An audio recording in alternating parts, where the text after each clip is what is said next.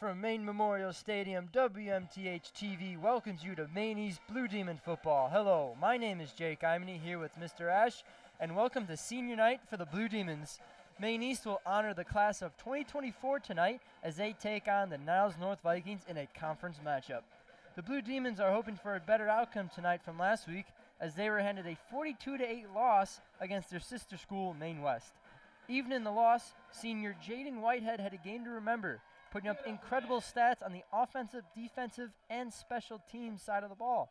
More on his exact stats later. The opponent tonight, the Vikings, come in 1-5 with a win last week at home versus Highland Park. The weather tonight looks a little bit chilly, game time temp right around 62 degrees, and it's only going to drop from there. So, Mr. Ash, on a for sure chilly night here in October, how do the Blue Demons win tonight on senior night? Yeah, good to be here again, Jake. And yeah, in terms of tonight, I have 3 keys and an X factor here, and we'll talk about sort of all of those in detail, obviously, as we go about the course of the game. But for me, the question with this team as they search for their first win in conference continues to be sustaining drives on offense. And so that's a big key. This is a team that comes into tonight with a record of 2-3. Yes. Yeah, 2 and 3. 2 and 4. Excuse me, 2 and 4. Thank you. 4. With a record of 2 and 4, and they've done a lot of really good things defensively and on special teams. In most of the games we've covered, they've actually led the turnover battle. The issue has been they haven't been able to sustain drives on offense. That's going to be huge tonight. Second, for the defense, I've been really impressed with this unit all year, to be honest with you, Jake. I just want to see them continue to be opportunistic with the turnovers and take the ball away to continue to give short fields and more opportunities for the offense. My third factor is going to be the running game, because quite honestly, I'm not entirely sure how the running attack is going to look, because it's undergone some fairly significant changes, as you pointed out in your pregame notes and research. There's a few updates to this. So the main one is that number 1, Alan Vucic, who started the season as the running back and had a good, strong opening game, he's no longer a running back. He's been moved to wide receiver. He's going to be more of a slot receiver or move to receiver on empty sets. Sam Opong, the senior, has been moved to running back, along with, of course, the quarterback, Tifone Giolis, who is capable of running the ball. But I'm just kind of curious as to how this running attack is going to look. And then, of course, my last key is not a key, it's an X factor, and that, of course, is going to be the play and opportunistic play in the usage of do-everything senior number 8, Jaden Whitehead. We'll talk about his statistics as the game goes on, but he was literally a one-man wrecking crew here a week ago in their 42-8 loss. Opening kickoff line drive takes a lot of bouncing. It's returned by number 15, and he's breaking a couple tackles. He's going to gain a big chunk of yards here past the 50-yard line. Looked like number 15, Adonis Williams, recovered that and returned it for a decent chunk. Yeah, good return there by Adonis, as you noted. And again, this will be interesting to see. Special teams early for Maine East in the season was really good. They struggled a little bit more last week, and field position was just a consistent concern with last game, and we hope that doesn't continue. But already here we've got the Niles North Vikings starting on the Maine East side of the field to begin this game. So the Vikings quarterback, number 7, Nicholas Sikoral, senior, takes the snap, looks to throw, scrambles out to his right, evades, throws it, and that one is intercepted. It looked great defensive play there. The ball was tipped and intercepted. Great play by there. It's like number 7. Yeah, it looks like he stepped out of bounds right when he caught that ball. It was great coverage downfield initially for the Maine East Blue Demons. Quarterback for the Vikings kind of strung that play out, looking to throw. He tries to force a pass in there. Excellent play to not only get the hand in there to tip it and then win that little sort of tip battle that you sort of practice all throughout training camp and stuff. It pays off, and that'll flip the field position for you. And now again, that was my second key to the game. We're 2 plays in, and it's been answered. So now it goes back to key number 1. What are you going to do on offense here as they line up? Yep. Senior quarterback Tifone Giolis. Alan Vucic is in the backfield to start. 3 receiver set. And flag, most likely be false start. Looks like timeout. And Maine East takes a timeout. Okay, so the play clock, I think, was winding down there. They do have a 25-second play clock, which we don't really talk a lot about at the high school level. And I think it was winding down, so they wanted to take a timeout. But, yeah, so Alan Vucic, I'm wondering, Jake, if he is back in at running back on certain downs at least, because I also want to point out that sophomore running back who had some decent runs last week, Davidson Joseph, is injured, so he's not available. So they're thin at the tailback position tonight between Giolis and then Vucic, and then obviously number 8, Whitehead, will be coming in, I would imagine, as well. But again, I'm just curious to see how this run game is going to work tonight. Yep, for sure. All right, Maine East back on the field here after taking a timeout. 1st and 10 on the 40-yard line. T-Phone, 3 receivers, 2 to his left, 1 to his right. Motions one over. Fakes the handoff, gives it to Allen. Allen's got some room to run, and he's going to get close to first down yardage. Looks like a gain of around 7 yards. Nice strong run there for Vucic. He showed off his speed a little bit. Got to the outside, able to accelerate through that initial point of contact and sets up a nice 2nd and short there. Another key, too, that I want to look for is also a better game from T-Phone Giolis. He really struggled last week in the loss to who did they play last week? Maine West. Thank you, to Maine West. And so you want to look for a sharper game. He's capable of being very accurate. He throws well on the move. He can run the ball as well. So just better, sounder football overall from the quarterback. Same play by Maine East, flip the sides, and Allen's going to be tackled in the backfield. We'll set up 3rd and short, 3rd and 2 to be exact. So this goes to your first point, first key to the game. Can the offense sustain a drive? Yeah, and I want to see, Vucic there. I mean, 2 runs. I don't blame that at all. But obviously, I don't think he's the person you want to see running on a 3rd and short. Because Vucic is shifty, he's fast, but he's not big. And if you're going to try to run something up through the tackles, you want to have a little bit more weight behind it. But he does come out in the backfield, so we'll see what they call here on 3rd and short. Again, key being sustained drives. Same formation for Maine East. No wide receiver motion. And Allen looked, it's very close. That was a very close play. Looked like he got the first down. It's right at the marker. We'll see if they measure this. And they're going to call it 4th down. They're saying 4th down and short.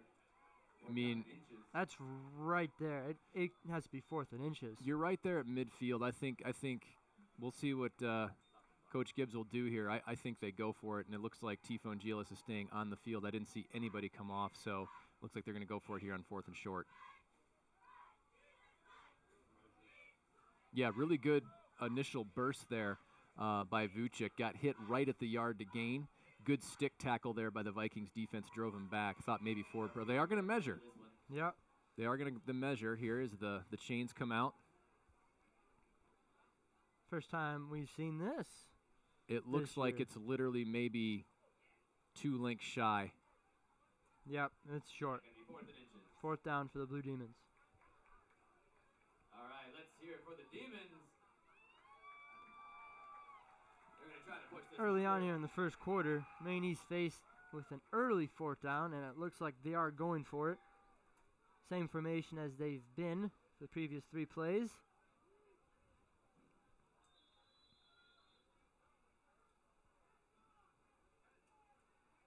T-Phone takes the snap, hands it off. Allen's able to get the first down. The handout to Allen is good. And we will move the chains for the Blue Demons.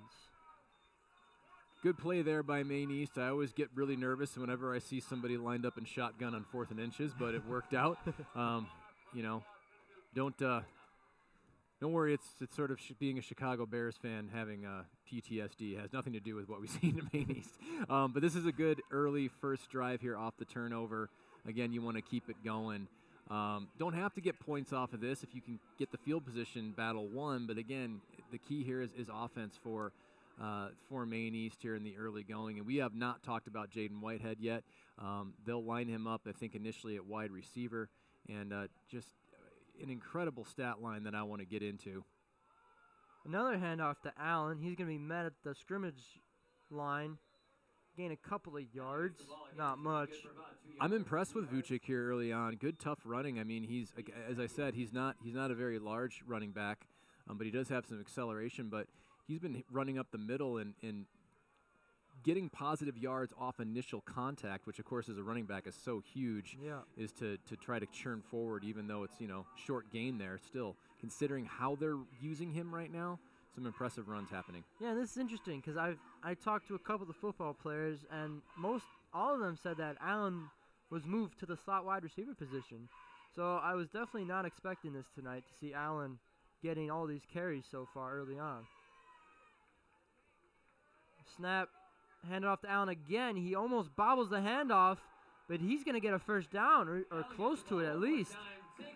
Yeah, that was almost really bad. He was carrying that ball precariously, like trapping it against the side of his hip there on initial movement, but he's able to finally secure it and accelerate, and it's and the chains move again here. This is really positive here so far in the early going. It was such a difficult slog last week versus the Maine West Warriors, who of course are leading the CSL conference, and this is an important game tonight for Maine East to stick around in that second, third place conversation. Maine West kind of running away with the CSL conference, but then everybody's kind of bottled up towards the bottom. There's not a lot of teams in the division right now that are performing positively, with the exception of Maine West, and so getting to 3 wins tonight would be huge, and to get a conference win here as we have a flag on the field.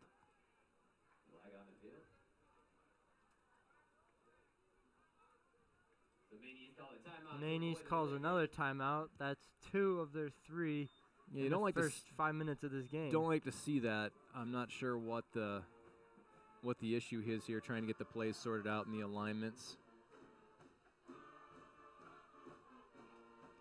Let's talk about Jaden Whitehead, shall we, while we have a moment. His stat, but first of all, those watching, I gave my correspondent an assignment. He delivered. I said I wanted to know what his stat line was because he did so much last game I literally couldn't fathom all of it.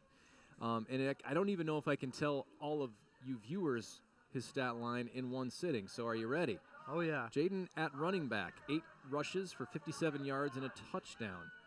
At wide receiver, 1 reception for 10 yards. As a defensive back, 2 tackles, 1 pass breakup, a forced fumble, a fumble recovery, and an interception. Whitehead as a kick returner, 3 kickoff returns for 40 yards, 30 yards, and 25 yards. That's not bad. That's a really good game. I believe Jaden is on the field all the way on the top. T-Phone looks his way, throws it up to him. He's got him. Did he catch that? They're going to call it out of bounds. Great catch there by Jaden Whitehead, just unable to get his feet in bounds. Hard to argue with the ball placement considering the coverage. I like that Giolis put it in a spot where there's either going to be out of bounds or a reception. He had it, and the coverage was really good. So, would I like, because I feel like if he let him more inside away from the out of bounds marker, that would have been more advantaged defensive back here. Not bad, not a bad place to take a shot on 1st and 10 at the 35. 2nd and 10 here. We'll see what they do. No, yeah, and like you said, it was very accurate ball. As they hand off to Allen, and he's pushing his way forward, a good, decent 5-yard gain. That'll set up 3rd and medium for the Blue Demons as they are in Niles North territory, around the 30-yard line. Running game is just so important in the game of football to keep the defense honest and to keep drives going. And early on, I like the persistence at which Maine East is sticking to the run. Of course, Vucic has had some good runs, but he's also had some runs for a couple yards. Haven't been any negative plays yet. Now, I don't want to jinx that, but that's really big here as we approach 3rd down to see if they can convert, keep this drive going. Jaden Whitehead, number 8, on the right side of T-Phone, all the way to the outside. T-Phone takes a snap, looks to throw, throws it to Jaden again on the streak route, and Jaden catches it. What a great catch by Jaden. What an excellent reception there by Whitehead. He high-pointed the ball. Jaden, not the biggest wide receiver. Again, good coverage. A great ball by Giolis to trust that Whitehead's going to come up with it, and he just wanted that one more. Yeah, great play by Jaden Whitehead. Like you said, there was blanket coverage, and Jaden just went up there and got it. And that's going to set up 1st and goal for the Blue Demons here.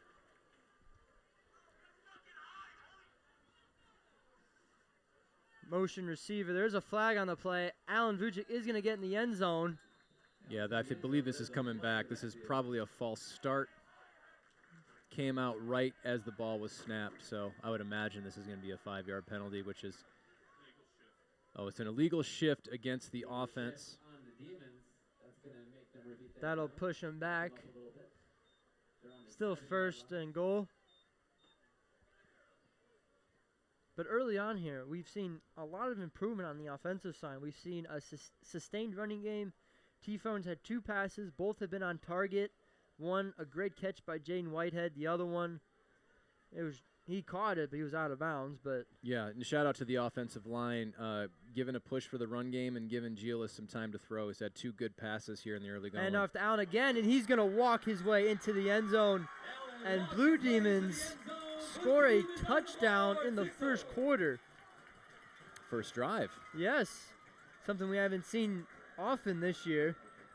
Yeah, nice little run there off tackle by Vucic, untouched. Good seal blocks by the Maine East offensive line. Glad I mentioned them right before the touchdown run. Once they got inside the 5, they just wanted it more here. And this is a nice change of pace to have an opening drive touchdown. You know, the victories that we've seen, they've come from behind. This is, I think, the first time I've had the lead this early. The joy of calling the game with a lead here, and we'll see what transpires. So excellent start of the game here for Maine East. Demons line up for 2, hand off to Allen again. He's going to try and push his way forward, but it looks like he's going to be stopped short, and that's going to be no good. They will stay at 6-point lead with 6 minutes to go in the first quarter. Again, tremendous running effort there by Alan Vucic. He's running with a lot of power for his size. He pushed that pile. He almost crossed the goal line after being initially stopped for a loss. He was able to push forward. So, yeah, really good early running here. This is impressive because – and I'm really excited for Alan Vucic as well because, you know, he had such a tremendous game to open the season on the road. We were all excited to see it. Yep. And then we just really haven't seen much of Alan Vucic in the games that we've covered at home this season. So it's really nice to see kind of what he's all about tonight. Yeah, for sure. And it's important to note as well, while we have you all and we have a little bit of a break in the action, it is senior night tonight here at Maine Memorial Stadium, and so a number of these players that we've mentioned, Alan Vucic, Tifon Giolis, Jaden Whitehead, the excellent linebacker Okiki Olarutini. A lot of seniors are graduating. They've been honored tonight, as well as seniors from the Maine East Blue Demon Regiment.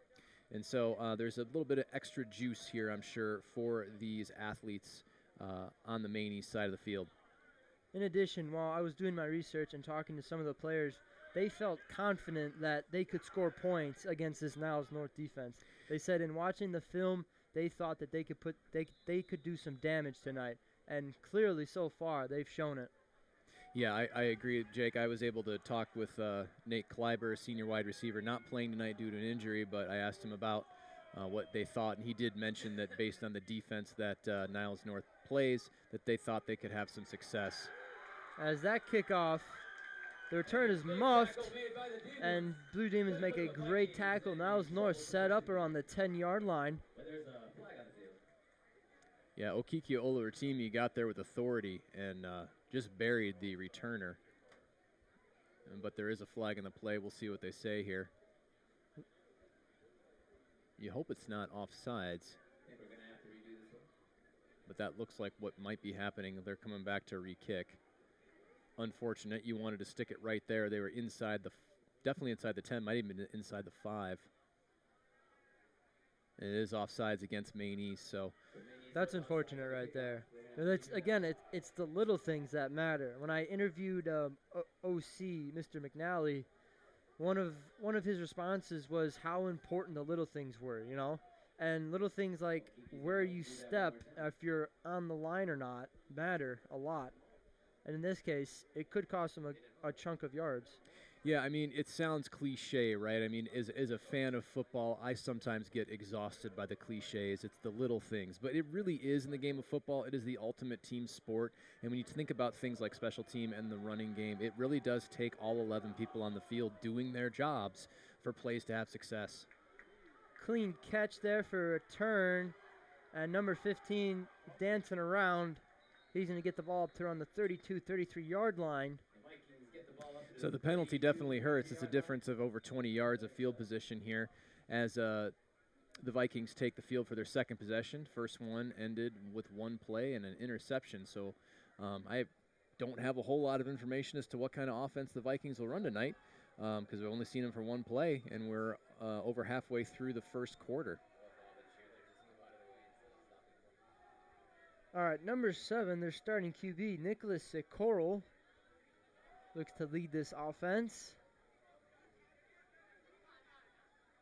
Talking to his team.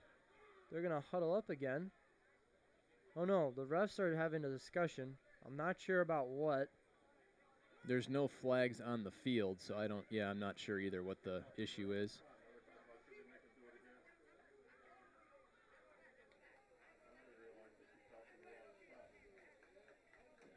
The refs are heading over to the Niles North sideline to talk to the head coach.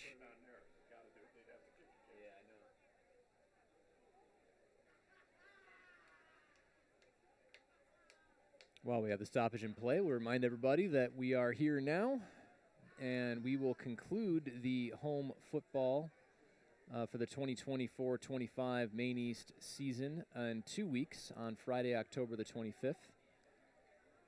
And that'll be our finale here for the season, last game of the regular season.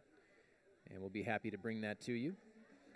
Also want to apologize to our viewers as well who might have been wondering why this game isn't live.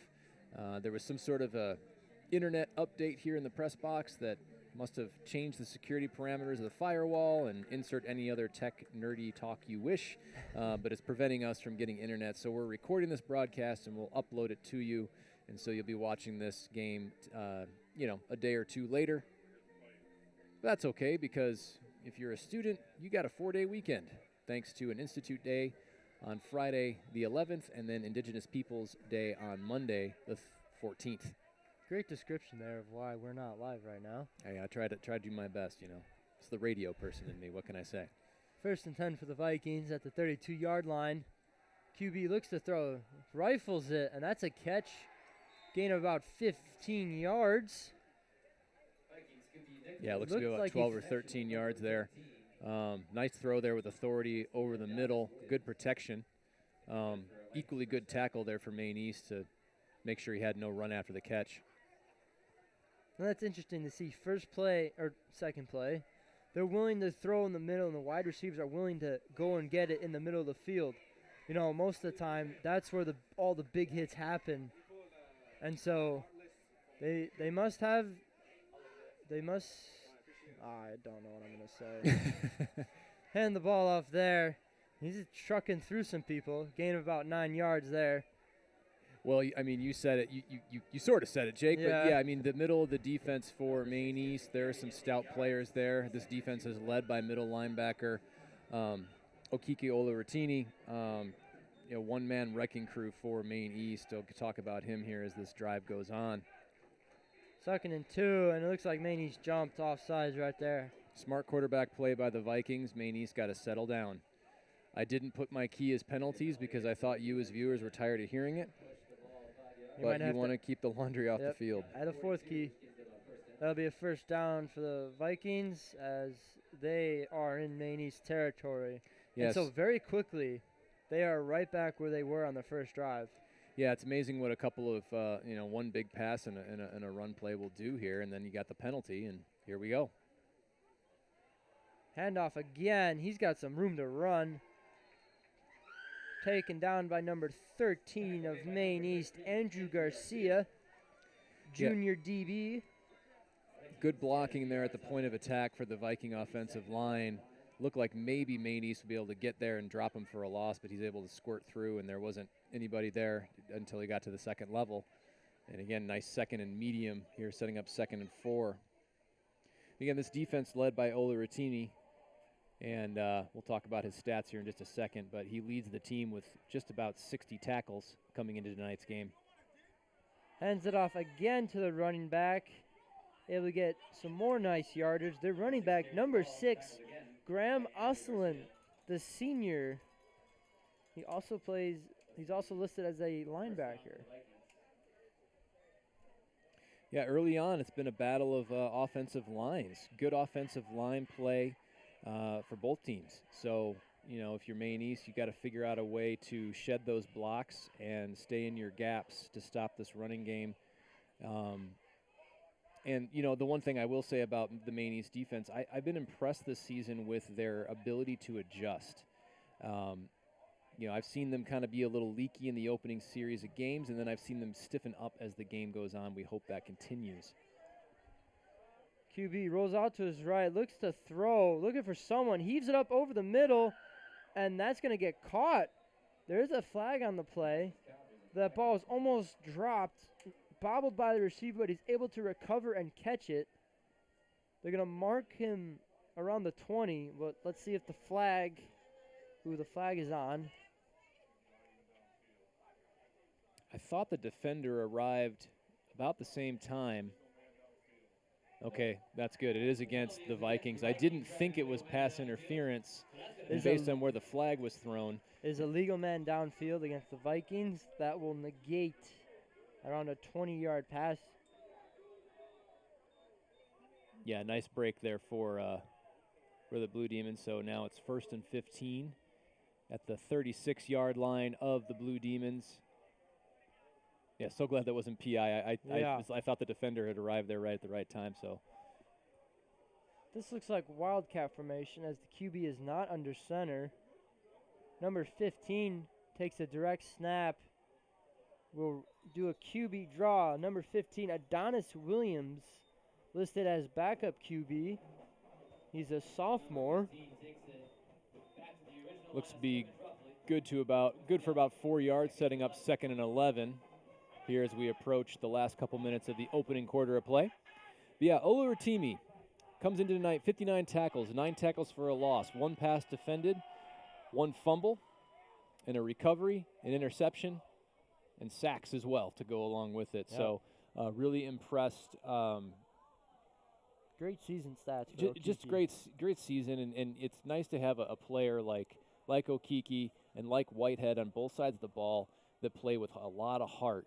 Of course, you'll see Jaden Whitehead as well lined up for the defense in the back as a DB.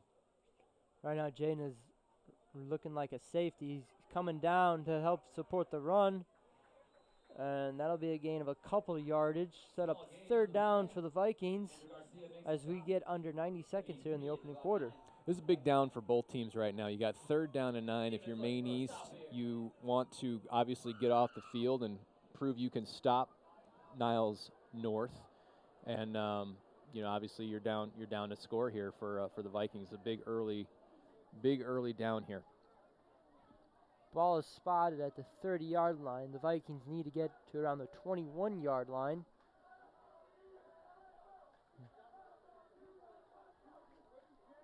Nicholas Socorro takes the snap, hands it off to the running back, and he's going to truck his way forward to get a 1st down.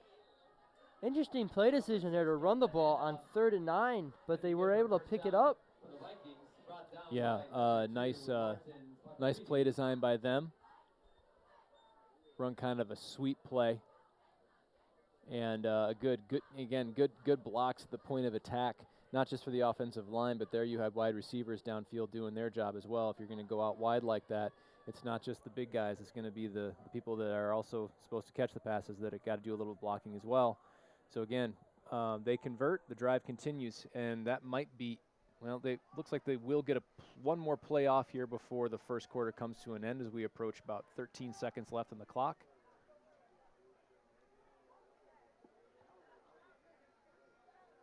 "15 motions over, takes the snap from the QB, and he's going to be taken down right away. 15 gets the ball, doesn't get any on the play. That'll be a loss of yardage. Nice penetration there for the Maine East defense. They weren't fooled with that one. Good pursuit to the ball, and they tried to get him to punch. They tried to punch that one out too. I thought maybe he almost fumbled on that play, but he did not. And that's it for the first quarter. So early on, Maine East offense has shined in one drive. Granted, yes, it was only one drive, but they did score a touchdown on their opening drive, which has been something they've struggled with, as we've seen early on in home games. It seems like most of the time when they scored a touchdown, they would start around the 20 or 30-yard line of the opposing team. So to see them start a drive in their own territory, work it down the field with running plays, passing plays, and to see them score a touchdown is really good to see. Nice change of pace. Yeah, it's excellent to see, right? I mean, it's what we've been talking about for the past 2 games that we've covered these Blue Demons here at Maine Memorial Stadium. And now, you know, if you're the home team, you want to play complementary football. You don't want to get into a game where now you're finally scoring on offense and your defense can't stop anybody. And again, it's early on. It's basically the first drive of the game. Obviously, it's technically the second, but the first drive was only 1 play, of course, on the interception. And so you're hoping that Maine East will be able to make some defensive adjustments so that this doesn't become a shootout, which I don't think Maine East wants to get into that kind of game. Yeah. Well, as you mentioned earlier, we've seen this before from the Maine East defense. First drive, they've really given up some points on the first drive. But then as we go throughout the rest of the game, they stiffen up and they get a lot of turnovers and they don't allow much more points after that. Yeah, we'll see if that continues. And again, you know, we haven't mentioned special teams yet. They do, Maine East is blessed with a pretty good kicker in Tomas Camo, who can really kick it deep as a punter. And that can come into play as well and has led to some turnovers. 2nd and 10, Maine East brings the blitz and wide receiver was not expecting that ball right there. The referee was open. QB had to get it out quick. Maine East brought the pressure. Yeah, nice decision to blitz there. I think honestly the referee in the middle of the field. I'm not saying it was the referee's fault by any means. I think it was I think it threw off the receiver there. Because had he caught that ball, that might have been a touchdown. Yeah, it doesn't take much to throw you off, but when it happens, it throws you off.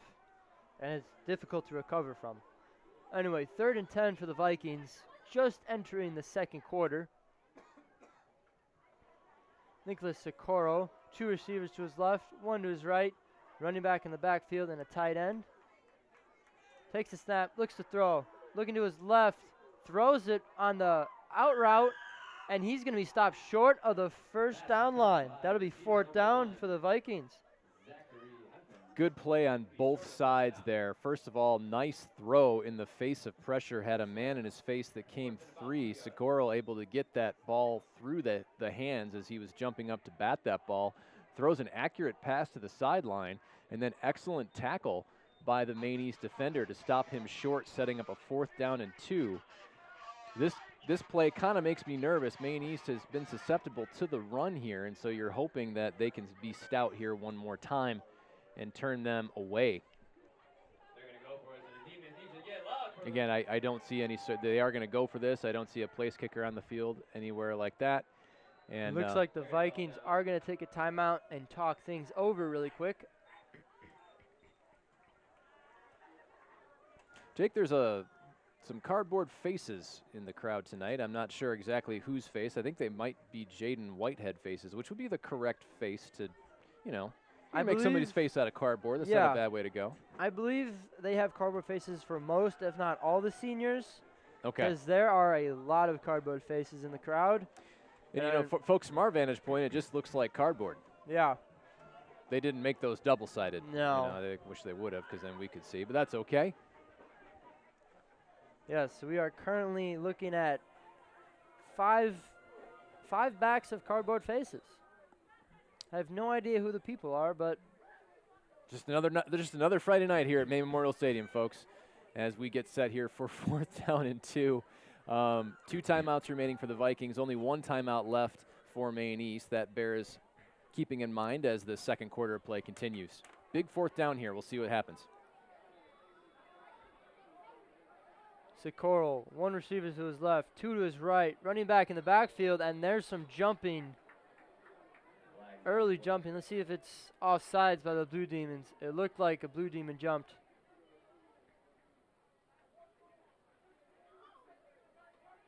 They're going to call a false start. That is huge for the Blue Demons. 5-yard penalty. That'll bring it to a 4th and 7, and that will make this decision even more interesting. It looks like maybe it was a receiver to the outside. I think maybe number 1 might have jumped early. You know, from our vantage point, Jake, it definitely looked like it was an East infraction. But if one person moved once they're set and they twitch, a lot of times as a defender, you're taught to go ahead and run through and make the referees see it and throw the flag. So 4th and good 7. break. They are still going for it. 2 receivers to his left, 1 to his right. Running back rolls out to his right, looks to throw, escaping, evading, throws it, and that's just off the target. He had a man open in the end zone. There is a flag on the play, and you hate to see it. That could be defensive pass interference, just depending on where the flag is. Yeah, you hope it's not holding.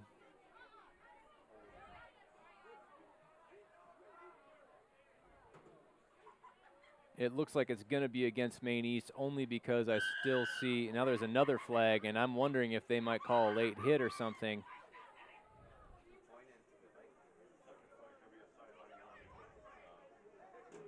There was some extracurricular activity happening on the Maine East sideline as well, because again, there was a pretty big hit on the quarterback who, you know, held onto that ball until the last moment to throw it, and he was under a lot of pressure.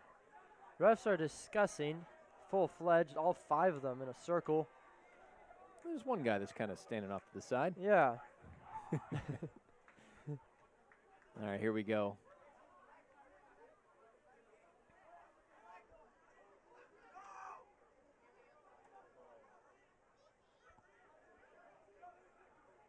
There's a penalty, personal hit. 2 penalties against Maine East. The holding penalty is accepted. Is accepted. So it's going to be a first down for the Vikings. Yeah, there was a helmet. So what happened, folks? There was a helmet-to-helmet hit on the quarterback. That was the personal foul.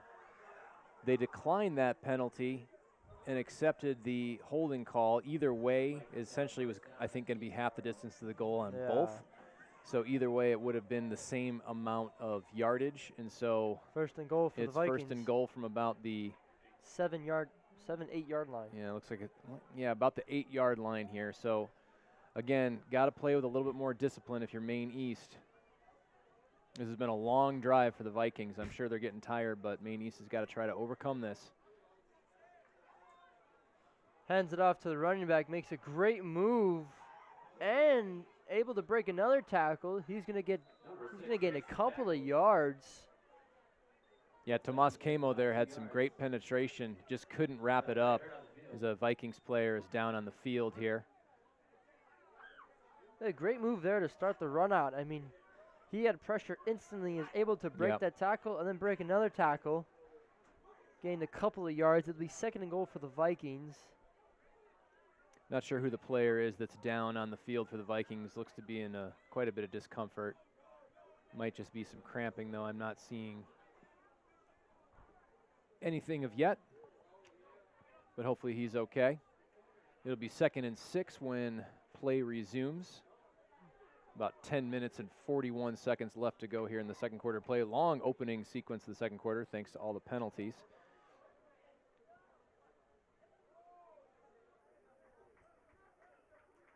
That's number 47 for the Niles North Vikings.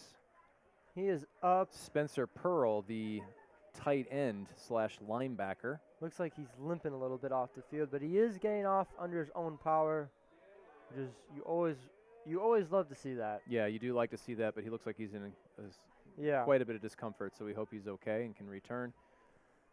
2nd and goal for the Vikings. 10 minutes, 30 seconds left to go in the second quarter. 3 receivers to the left, single to the right, running back behind. Number 7, Nicholas Socorro takes the snap, looks to throw, rolls out to his right, throws it, and that's going to be incomplete. Great coverage there by the Blue Demons. Number 2, Martin Facariti, nicknamed Mado. Yeah, really great job by Facariti there. Disciplined coverage. He didn't interfere with the receiver. He probably thought he was just standing there for a really long time, and that can be really hard sometimes if you're a defender. You just want to do something.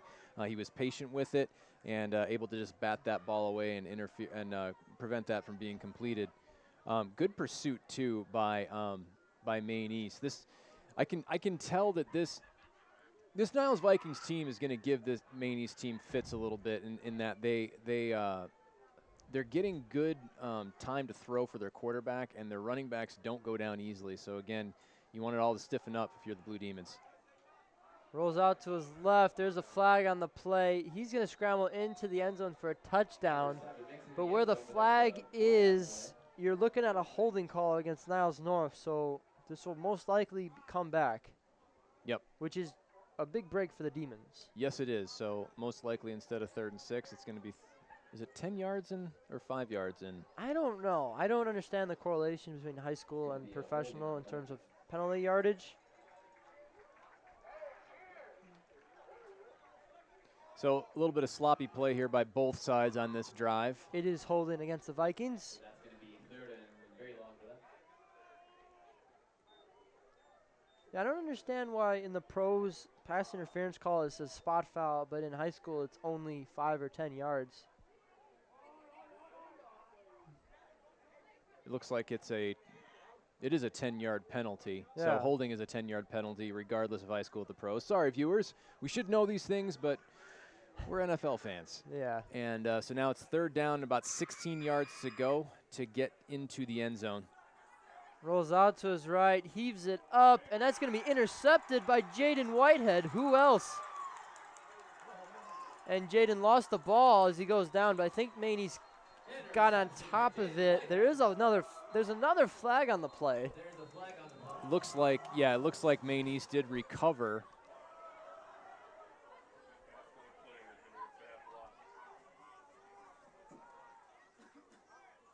You hope it's not defensive holding again or something against the defense to prevent this.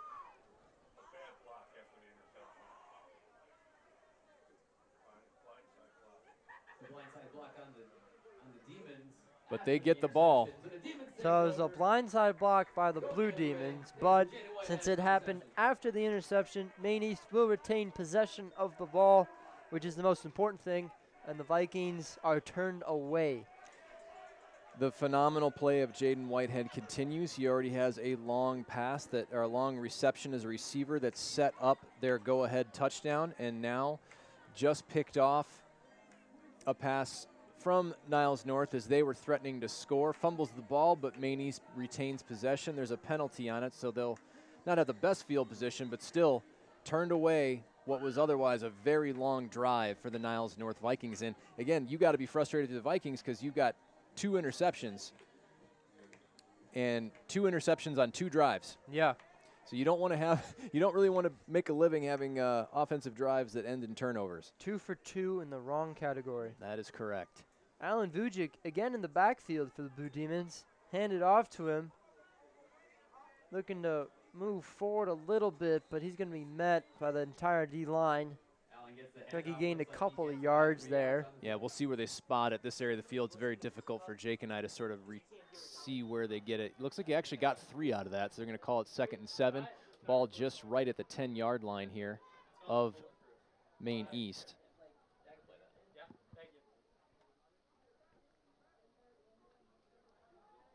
Blue Demons on their 2nd offensive drive tonight.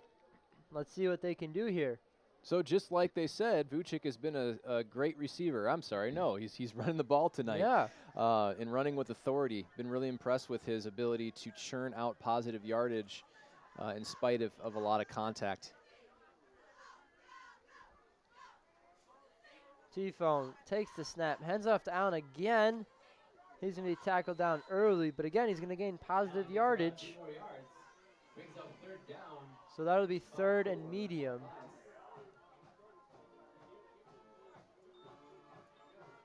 Yeah, ball looks like it's at about the 13-yard line. So setting up 3rd down and 4.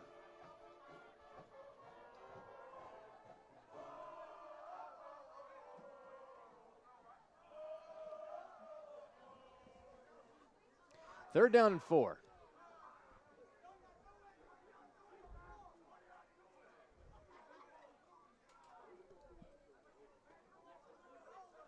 T-Phone takes the snap, looks to throw, rolls out to his right, and looks like he's going to scramble. He's going to try and truck forward, but he's going to be short of the 1st down. That'll be 4th down for the Blue Demons. And I doubt they're going to go for it, so this will probably set up the first sighting of Tomas Camo. First punt of the night. Yeah, unfortunately, wasn't able to get that one. He's the quarterback, so he's going to look to throw first, which you never want to tell him not to do that. But had he decided to tuck and run earlier and accelerate, he might have been able to get the corner and get that first down. But this will be the first time we'll look at the leg of Tomas Camo.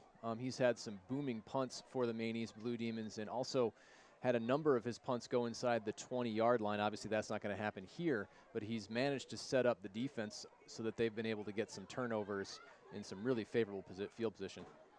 Here's the punt, and a little short punt. Looked like he shanked it off the side of his foot as that ball went out around the 34-yard line of Maine East.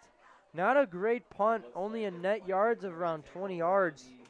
Yeah, not a great punt there. Again, I feel like he started the year strong. He's gotten a little bit more inconsistent as the weather has gotten colder. I don't know if that's what's affecting him. Of course, last week, the adventure was with snaps. There were high snaps, low snaps, snaps all over the place. It was hard for him to get a clean thing. And then there was really good rush by the Warriors that a lot of time affected his kicking. But this one just looked like more of not a good kick. Yeah. In the traditional sense of the word. But we'll see if Maine East can stop the Vikings again. It's unfortunate that they're faced with this field position. And Maine East not able to sustain a drive to give the Maine East defense more of a breather. So 1st and 10 here for the Vikings. 7 minutes to go here in the second quarter. Takes the snap. Does a QB run? He's got some room to work with, and he's going to gain a first down. And the Vikings QB Nicholas with a design run gets about 10 yards. Going to be good for a Vikings first down. Chains are moving. Interesting play design there. Yeah. QB Nicholas Sikoral takes the snap and runs with it, able to gain 10 yards. Yeah, he's got some legs on him. I'm impressed with Sikoral. Obviously, both of his drives have ended with interceptions, but he's thrown some decent passes, and he shows good awareness in the pocket of when to hold and when to look to throw, and then when to run also, and pretty good with the ball in his hands as well. Wildcat formation here. Number 15 takes it. Looks to throw, runs right away. He's taken down around the 17-yard line. Would like gain a 5. Again, good point of attack blocking here has kind of been the story for the Niles North attack, really getting the Maine East defenders off the ball, and that's why you're seeing such early positive gains for the offense.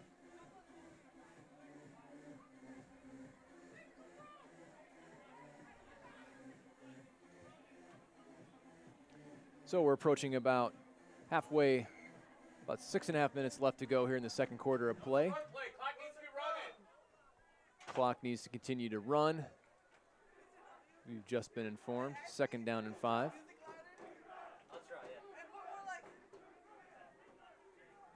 Number 7 looked to throw a bubble screen, evades a sack, looking to do something with the ball. He takes off running, and he's just going to bail out of bounds. Great play decision there by number 7. The bubble screen was covered very well. He was able to evade a sack and just gain some positive yards and avoid a big negative play. Again, the elusiveness of the Vikings athletes has been apparent tonight. It's been frustrating to watch because there's been 3 or 4 times where you've had either quarterbacks or ball carriers in situations where you want to get them sacked or tackled for losses. Credit to the Vikings players to be able to get out of those and get positive yardage. It's only 2 yards, but it could have been a lot worse in the negative direction. So 3rd and 5 here for the Vikings at the 17-yard line of the Blue Demons. 3 receivers was left, 1 to his right. Sikoral takes the snap, heaves it up to the end zone in double coverage, and that's going to be intercepted. No flags on the play. Great coverage by the Blue Demons, and that'll bring up a 4th and 5. Yeah, pass falls incomplete there. Yeah, double coverage. Again, one of the things I think that we haven't talked enough about throughout the course of the season, but we have mentioned it, there's been some really good pass defenders in the Maine East defensive backfield. Jaden Whitehead, of course, but I've seen great play out of number 7, Gene Charles, number 2, Fakoridi, and not just tonight, but throughout the season, I've seen a lot of really good pass breakups for this Maine East Blue Demon team. It looks like the Vikings are going to go for it here, as they do not have their kicker on the field. Yeah, I think they're just going to play that field position game. They don't get it. Maine East still has it deep in their territory, and they've got a lot of field to cover. So 4th and 5 here for the Vikings. Again, if you're Maine East, you want to, okay, good. Worried about pre-snap penalties. There's the throw, and it's just out of the receiver's reach. Big hit by Jane Whitehead. Number 88 almost caught it. Devon Robinson, a senior tight end. He was just out of his reach.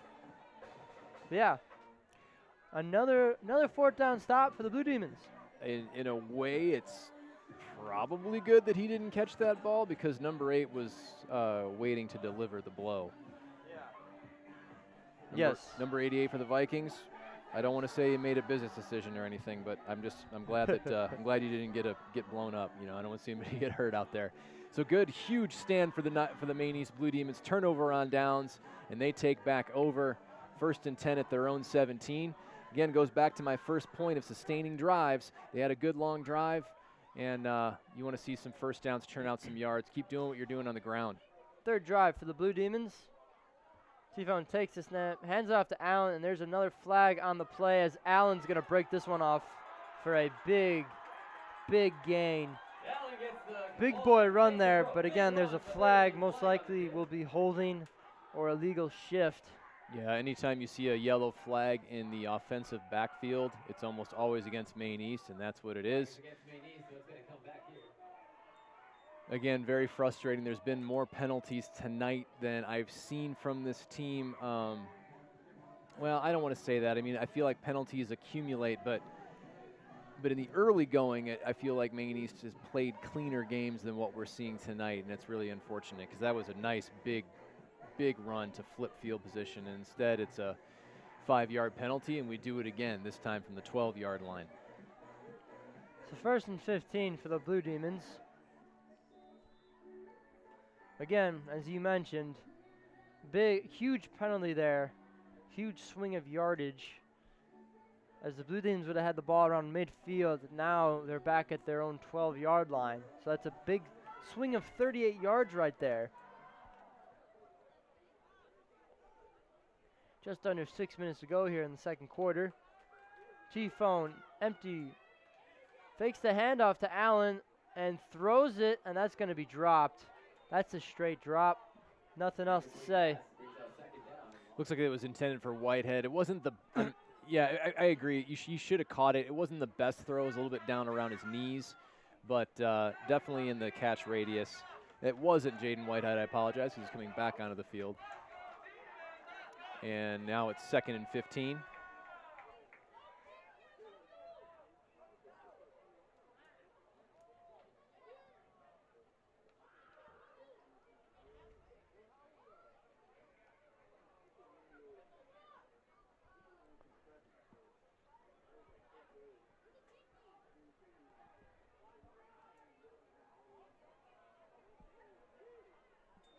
T-Phone takes the snap, heaves it up for Jaden, and that's just out of his reach, but there is a flag on the play. Yeah, flag comes in And as that ball was being attempted to be caught. Normally that's going to be defensive pass interference. Yeah, it was in the area of where Jaden and the defender were at, so hopefully this is either defensive holding or PI. We'll see what they call here. It is pass interference. So that's going to be a 15-yard penalty and an automatic 1st down for the Blue Demons. Again, Jaden Whitehead, even though he didn't gain yards, coming up in a big way for the Blue Demons and getting them a 1st down. Not a bad ball by Giolis. Good coverage. Well, you know, obviously not good coverage by the defender because he had committed PI, but Whitehead almost, again, every ball that's been thrown Whitehead's way, he's had a good opportunity to catch it. Really impressed with the way he fights for the ball and good vision, way he high points the ball and tracks it all the way through to his hands. That's going to lead to a lot of good things. Easy to say, hard to do when you've got defenders in your face. Maine East takes their last time out. That's interesting here. Yeah. There's still five and a half minutes left to go here in the second quarter. It's been a long second quarter because of all the penalties and incomplete passes and everything else that's been happening on both sides of the ball. It's not been a clean game by either team by any means.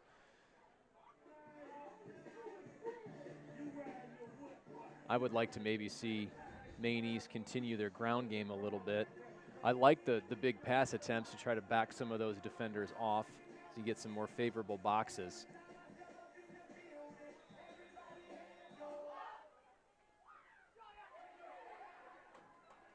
T-Phone takes the snap, hands it off to Allen. Allen working his way through the pile, gaining a couple yards.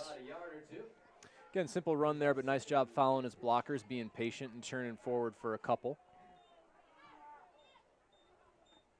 Maybe 3. We'll see where they spot it. Looks like, yeah, they're going to call it second down at 80. Got a couple yards out of that.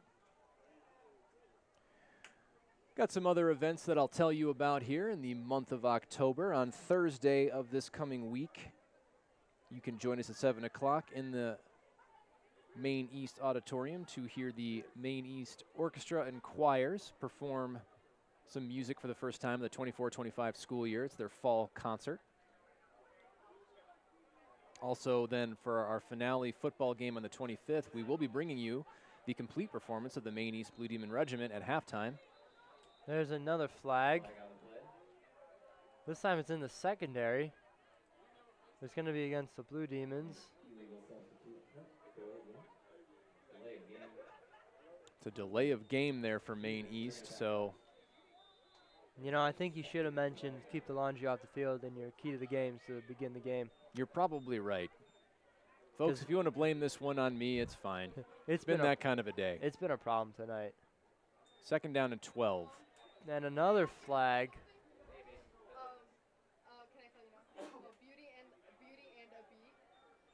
This time a false start. So Maine East is really, I mean, can there be 6 timeouts just to tell these guys, hey, you got to focus in and keep the laundry off the field here. You can't beat yourself. Yeah, this is getting excessive at this point. I mean, 2 penalties in a row. And still almost 5 minutes left to go here in the second quarter. The clock just won't move because it can't continue to run. T-Phone takes the snap, looks to throw, moves out to his right, and he's just going to run out of bounds. Bad decision by T-Phone there. If you're going to run out of bounds, throw the ball away before you get there. Yeah. Because now you just lost yourself more yardage and you have a longer third down play. So you essentially just sacked yourself. So self-sack. Yep, which is never a good thing. So kids, if you're going to learn the quarterback position, kind of understand where you're at, understand what you can and can't do. There's nothing wrong. Once you're outside of the tackle box, just launch it into the seats. As long as it's past the line of scrimmage. Yep. 3rd and 22 here for the Blue Demons. Going to need a small miracle to convert here. T-Phone takes the snap, pitches it out to Allen. Allen looking for some room to run. He's got some. Almost breaking it off. He's very close to the first down marker, probably about 4 yards away. Great play there by the Blue Demons to set up a 4th and short. And we'll see if they punt or not. Again, it's important to note that Maine East is out of timeouts, so we'll see what they decide to do. And it looks like they're going to go for this. I don't see Tomas Camo on the field. T-Phone Giolis going back onto the field, getting the play in. This will be 4th down and 5 yards.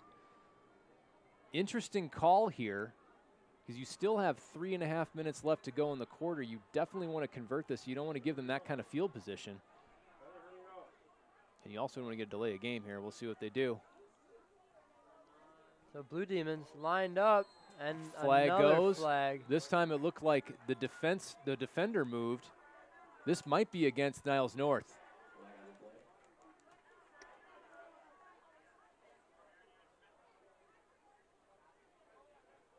My favorite part when you have these pre-snap penalties is each team points at each other. Yep. It wasn't me, it was me. It wasn't you, it was me. The frantic pointing. The flag is against the Vikings for encroachment, so the ball is going to move. And that is against the Vikings. Big break for the Blue Demons there, as that will. They are short of the first down still. Nope. They're saying first down. It will be a first down. We are moving the chains. Well, you said small miracle on 3rd and 22. We did get our small miracle thanks to a great run by Vucic and then the encroachment penalty. 1st and 10 here, 3.5 minutes to go in the second quarter. T-Phone takes the snap, fakes the handoff, looks to throw. Heaves it up, and he's got Jaden. Great catch there by Jaden. Jumps up there and grabs it right at the 50-yard line. That'll move the chains, and it's a Blue Demon first down. Great play there by T-Phone and Jaden. Great accuracy and great catch. Great body control and great hands. Yeah, much better accuracy being displayed by Giolis tonight than what we saw a week ago. And you said it, he had pressure right in his face. Having the confidence in Jaden Whitehead to throw that ball and know that he's going to come down with it. Excellent catch, too, by Whitehead. Caught that ball with his hands rather than his body. That's how you're taught. T-Phone takes a snap, looks to throw, evades pressure, and he's going to go down for a sack. He's going to be sacked for a couple yards loss. Second and 13 for the Blue Demons, as we just got under 2 minutes, 30 seconds. This is a nice drive for Maine East. And now where you're at on the field, obviously, you want to get points anytime. But at this point, if you want to play a defensive battle, you don't have to get a first down here. You can punt and pin them deep. T-Phone throws a quick out route. Caught. Out of bounds there. Looks like number 88, Salam Aro, the senior tight end, who does have the most catches and most receiving yards on the team. And we found out Aro was kind of mysteriously not playing last week against the Maine West Warriors, and he was retaking his SAT. School always comes first. Yes, it does. T-Phone scrambles up the middle. He's going to get the first down. Great decision there by T-Phone to decide and go with it. There was no hesitation there. That's when he first down for the Blue Demons inside the 35-yard line. Yeah, smart heads-up play there by T-Phone. Kind of, again, knowing the situation. He's a good runner. He's a big guy to bring down. And, yeah, the seas kind of parted, and there was nobody home. And good-looking drive here for Maine East. We're under 2 minutes to go here in the half. Again, important to note, though, no more timeouts for Maine East. So they're going to have to play some hurry up here. Looks to throw. Trying to escape. He's going to run forward for some gain of yards. But again, they don't have timeouts. The clock is going to keep on running here. Under 1:30.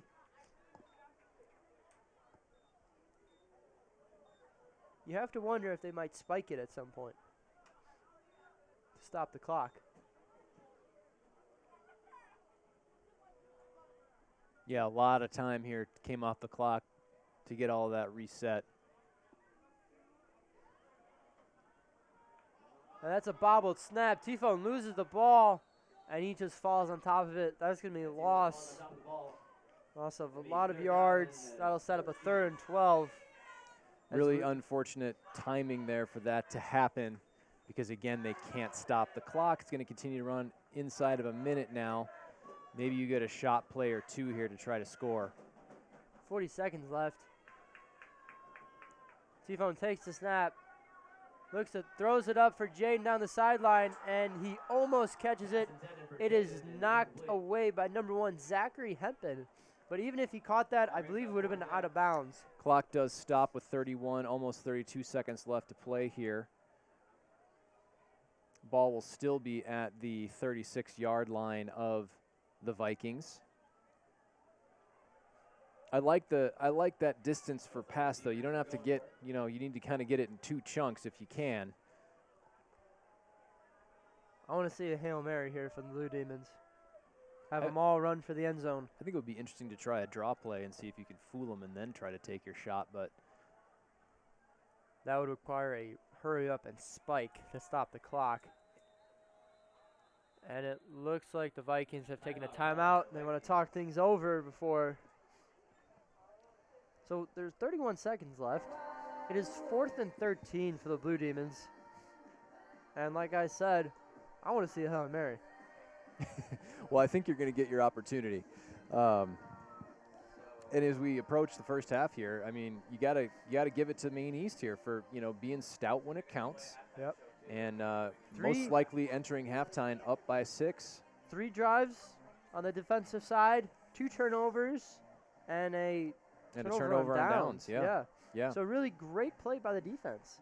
But again, we've known that the defense has been the backbone of this team. They haven't really struggled. It's the offense that surprised us tonight. They looked amazing on their first drive, toned it back down a little on their second drive, but now here on this drive, with the help of some penalties and a couple of great plays by T-Phone and Allen, they're into Viking territory. Unfortunately, they're going to run out of time. Really. Yeah, I mean, again, shout out to the defense because it wasn't bend but don't break, but they really stood up in some really adverse conditions based on where they were at in the field for a large part of this quarter. To have them come away not giving up any points is impressive. All right, T-Phone looks to throw. He's got a man open. That's caught. He's going to break free. The defender missed the tackle. That's a touchdown for the Blue Demons. The Niles North DB completely missed the tackle, and that's a touchdown. I thought we were going to see a Hail Mary. Look at that.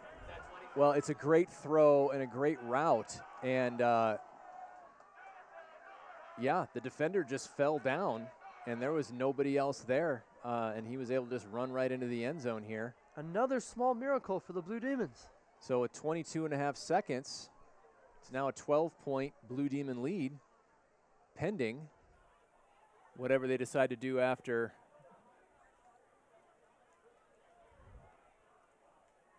And it looks like they're going to go for 2 again. You have Jaden Whitehead taking the snap. Jaden Whitehead, direct snap, and he's going to fight his way in for the 2-point conversion. The Blue Demons have a 14-point lead. I guarantee you have never seen this in a very long time. Well, really impressive drive there to come away with a touchdown with no timeouts and less than a minute, especially after that bobbled snap with the sack. That's a really, really impressive showing by the Maine East Blue Demons. I'm so excited for this team to see their offense come to play tonight, led, of course, by a much more accurate game tonight so far from Giolis and Jaden Whitehead with some key receptions. You had some defensive mistakes for Niles North, and it's a 2-score game. And we should also note that Maine East receives the ball to start the second half. Maine East look in a great spot to win this game right now. Offense has scored 2 touchdowns. Defense has 2 turnovers and a turnover on downs.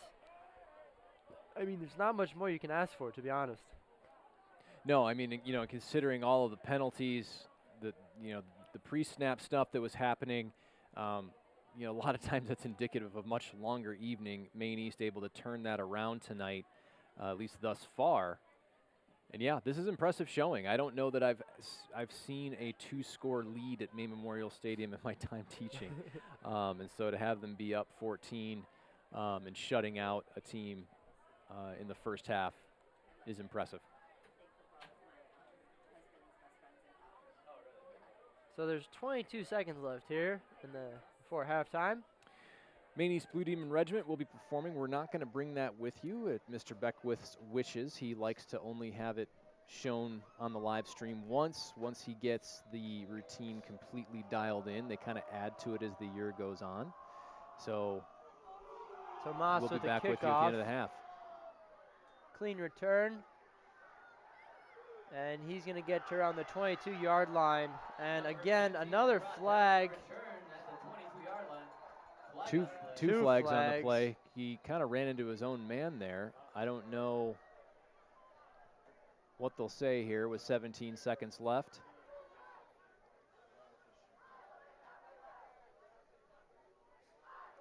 I feel like the refs are just blowing off some steam today.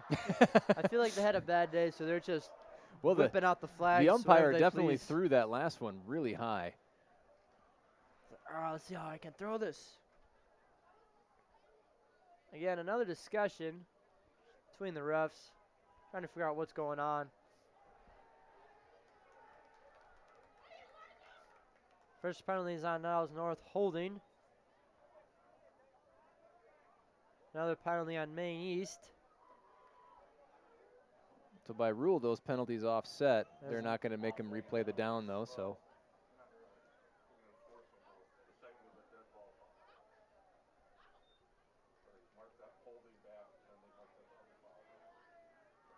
So it's going to be 1st and 10 at about the 17-yard line of Niles North with about 17 seconds left to play in the quarter.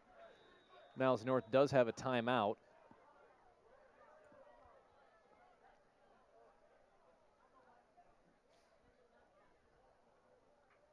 So Curl takes a snap, looks to throw, and he's going to be sacked. Number 7 brought down. And that'll do it for this first half of play here. Nice sack on that play. Good coverage sack, I feel like. Tried to step up, and there was nothing he could really do. Blue Demons up 14-0.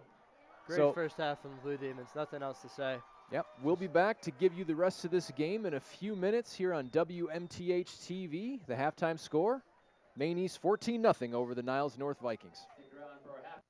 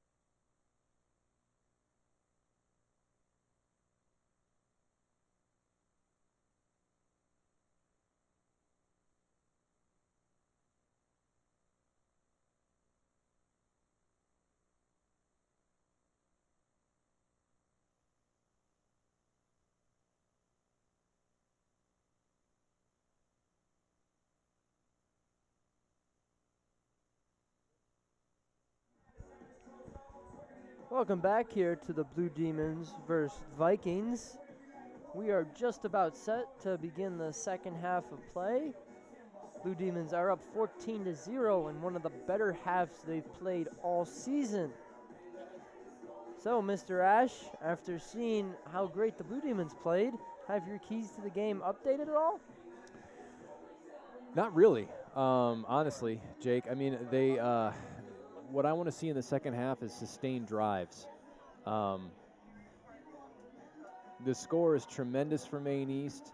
The defense played great considering what they had to deal with. They were kind of stuck in their own shadow of their own end zone for most of the second quarter, able to turn Niles North back. You just don't want to keep seeing that. You want to make it easier on yourself. So I want to see some sustained drives on offense, churn some clock. I'm now going to say it. Less laundry on the field.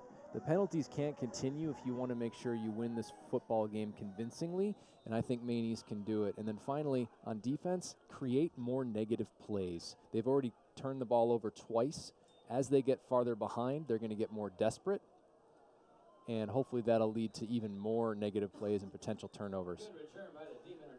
Looked like Jaden Whitehead returned that ball around the 35-yard line. There's a Niles North player down on the ground. Yeah, nice return there for Jaden, and good field position to start the second half. Looks like that's Kevin Mickle, the wide receiver defensive back senior, down on the ground there. I didn't see what happened. The injury happened well away from the football. But yeah, those are my keys. You know, but just, you know, so happy for this program under first-year head coach Gibbs. So happy for the fans here tonight. It's not easy being a Blue Demon fan, right? It's not easy. It's not easy being a Blue Demon football fan.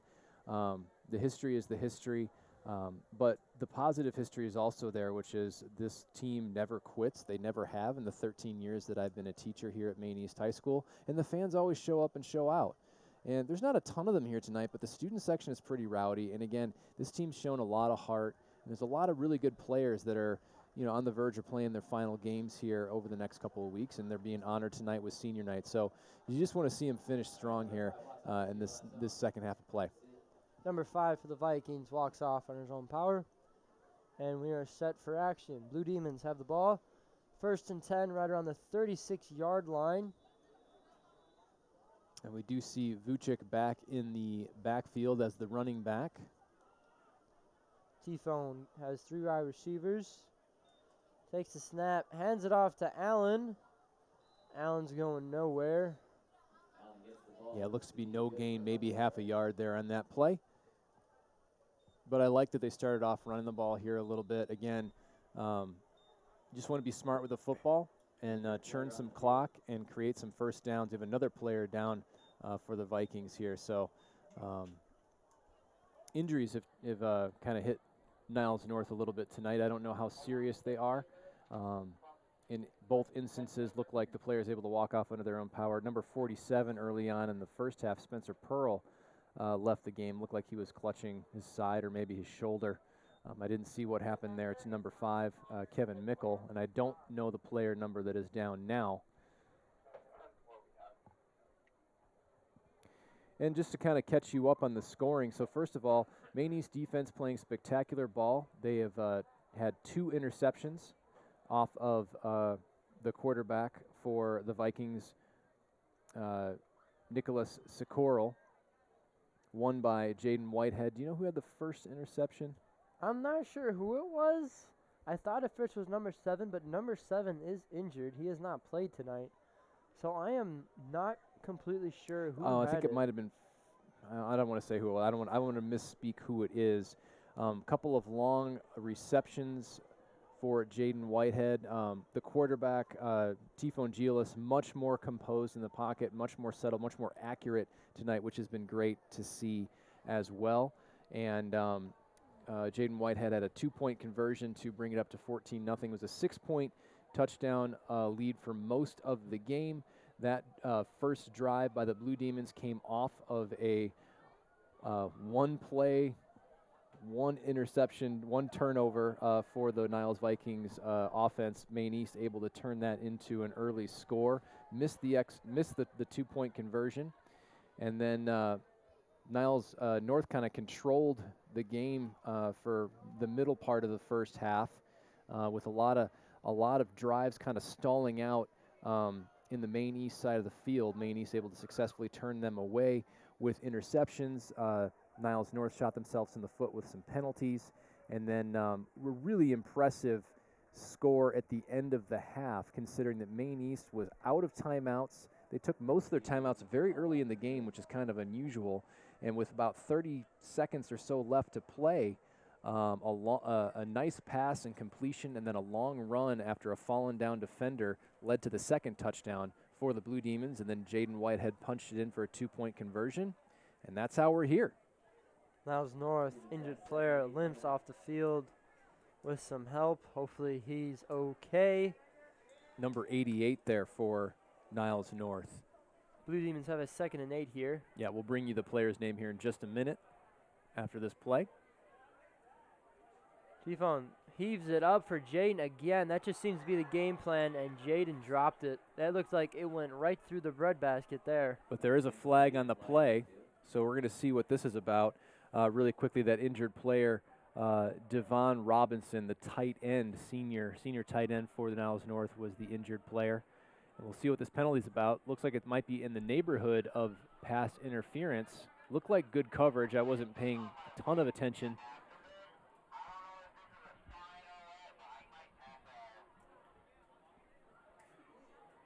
The referee's coming over to the Niles North sideline to communicate with them. So it makes me think this might be against the Blue Demons, and it looks like it is. It looks like Maine East might be walking back. We'll see. Yeah, early indication, it looks like it might be against the Blue Demons. Still haven't gotten a signal as to what the flag is here, and they're lining up. It is pass interference against them, but the penalty is declined. So that'll bring up 3rd down and 8 for the Blue Demons. Interesting that they declined that penalty. There must be a reason why, but I don't know what it might be. All right, big play early here in the second half, and they hand it off to Allen, and he's going to be stuffed at the line of scrimmage nowhere, and the Blue Demons are going to punt.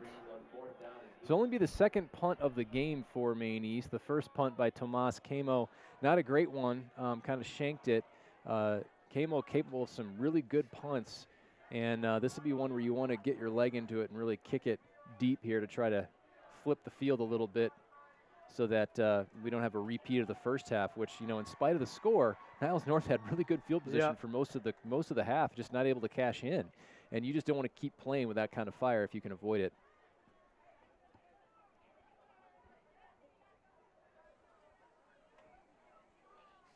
Snap, little high.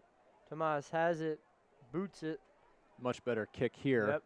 That'll bounce her on the 40-yard line and be fielded at the 39. So Niles North will get the ball here in the 3rd quarter. And let's see if the Maine East Blue Demon defense can continue its dominance. Yeah, it'll be interesting to see what they come out with here. Again, it's a 2-score lead. That's by no means insurmountable. If you're Maine East, I'm sure you'd love to see them get away from the running game a little bit and start throwing the ball more.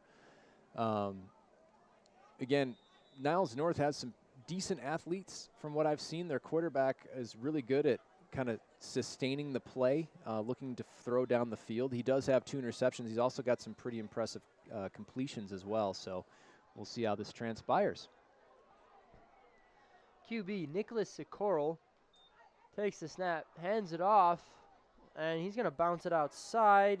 Breaks a couple of tackles, gains about 5 yards. The running back, number 6, Graham Osselin, the senior. It is a 4 or 5 yard gain, but I do want to say good defensive pursuit by the Maine East Blue Demons to prevent him from turning the corner.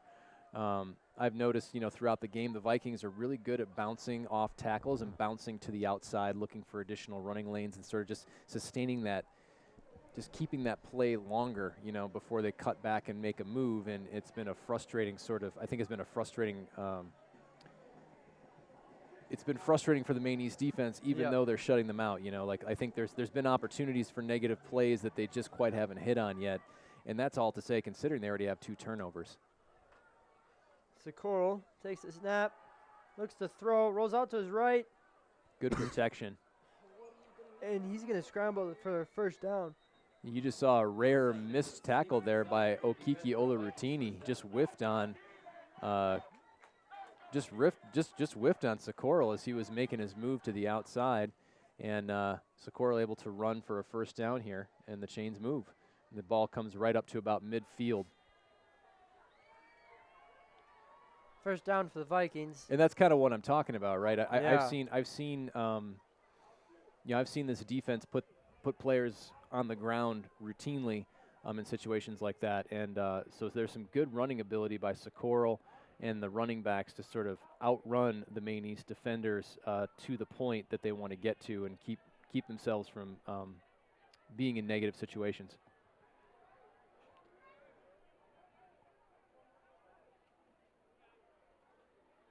Socorro takes a snap, looks to throw, comeback route, and that's going to be caught for a first down. Niles North getting some momentum going here. They're quickly into Maine East territory. Yeah, Zachary Hempen there on that reception, number 1, the senior wide receiver. Nice comeback route, caught it down at his knees, but well away from defenders. Good throw, and the drive continues here.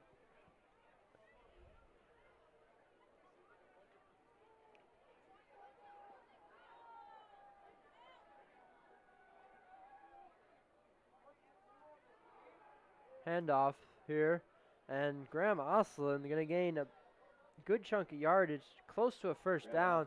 That'll bring up 2nd and short for the Vikings here.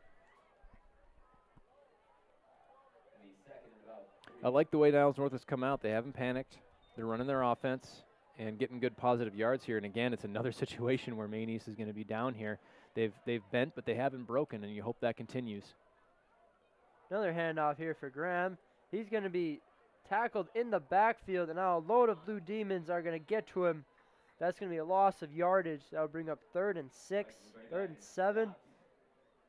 Good defensive pursuit, and I love seeing all of the Maine East Blue Demon jerseys around the football. Defensively, that's what you want. You want 11 defenders flying to the ball in every play. It never always happens that way, but that's how you prevent, you know, running backs from stringing things out and creating longer gains. So good defensive pursuit there. Setting up 3rd and 4. Looks like they gave him some forward progress. 3rd and 4 here for the Vikings.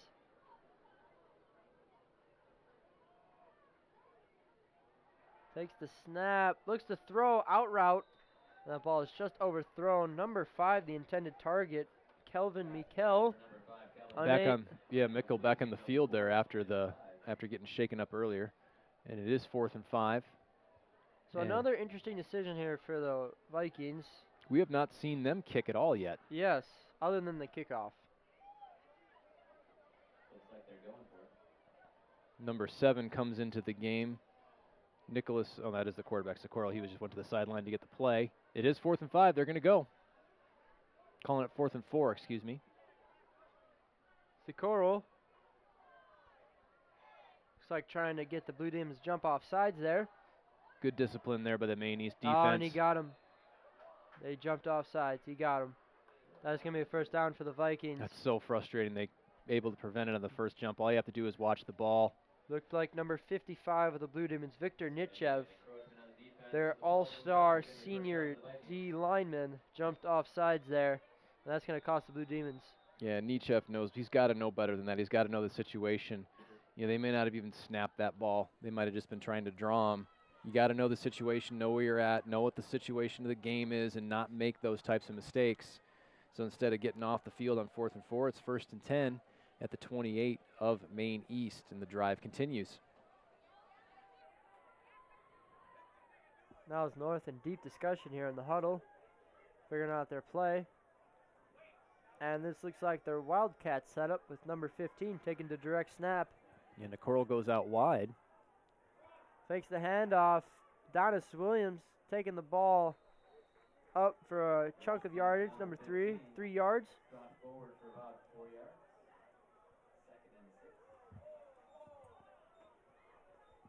That'll bring up second and medium, second and 7.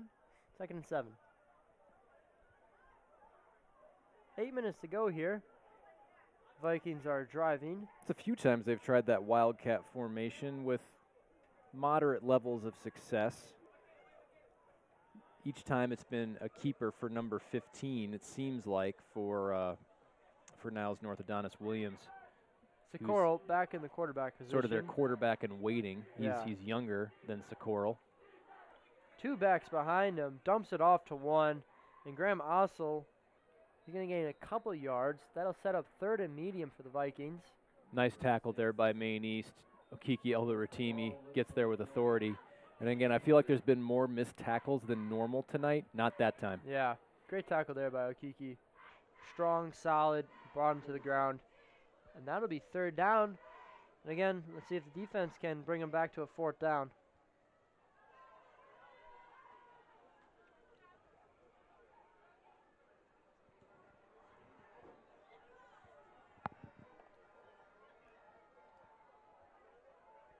Looks like the wildcat formation again. Number 15, Adonis Williams. Long set here by Niles North. Takes a snap, looks to throw, but pump fakes and goes to run, but he's going to be tackled well before the line to gain, and that'll be another 4th down for the Vikings here. Nice tackle in the open field there by Adonis Larios, the senior defensive back. Again, nice discipline to stay in your gap and then come in and make the play. So they only gain a yard, and now it's 4th down and 6. So I guess if Maine East goes offsides again, they still can't convert. But hey, Maine East, watch the ball. Yeah. The ball doesn't lie.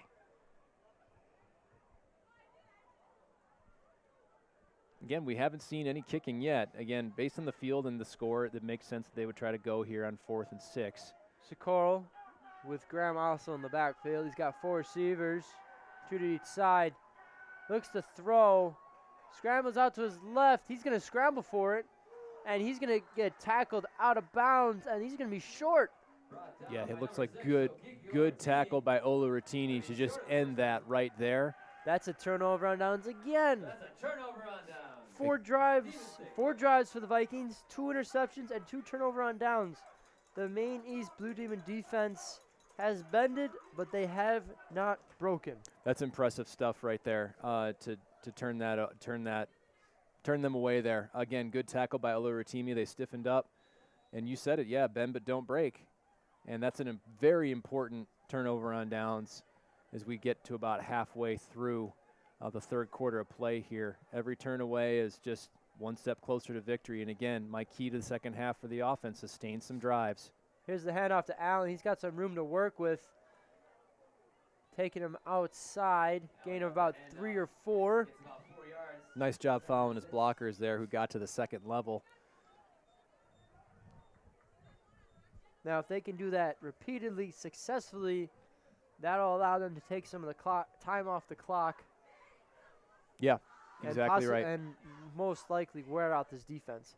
Again, I've been impressed tonight with Vucic's running. It's just been very workmanlike, able to keep his feet moving. Again, he's not the biggest guy. He's going between the tackles, and he's just churning forward. He's always falling forward like there. Might have gotten about a yard. Another handoff there. That'll bring up 3rd down for the Blue Demons. Let's see if the Blue Demons can keep this drive going.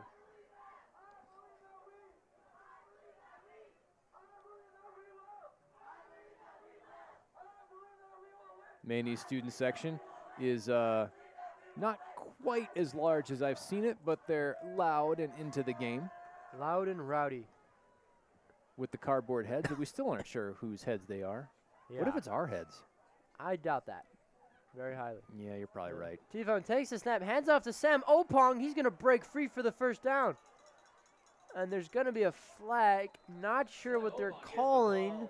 flag came in real late. Sam Opong, that might be the first time we've seen him in the I backfield. believe it is, yes. And we only bring it up because in Jake's research and what he told throughout the week, we thought that Sam Opong was going to be the starting running back for the Blue Demons, and it hasn't been the case tonight. It's been Alan Vucic, but great change of pace there and a great run. We hope that it's not against Maine East here. And it is not going to be. It's going to be a face mask against Niles North. So that's going to move them forward another chunk, and the drive continues. So great run there by Sam Opong, the senior running back. So not only is that play there by Sam Opong huge, but the penalty as well, allowing them to succeed in your first key to the second half in sustaining an offensive drive. They're going to be able to milk the clock more, take more time off the clock, wear down the defense, and possibly end this game quicker and get out of here with a W. Yeah, Coach Gibbs here looks like he might be going with a change of pace. Opong again in the backfield. I don't know if Vucic is in the game, if he's out as a wideout. And again, Sam big again hole. with a big hole. He's going to gain around 6 yards. Sam with the ball. For your, carries it 5 yards. for your information, Alan Vucic is on the bench currently. Might be just getting a breather. But I like the change of pace here. It's good to get your running attack going here, especially when you've got a 2-score lead. The clock continues to run. Jaden Whitehead now checks in.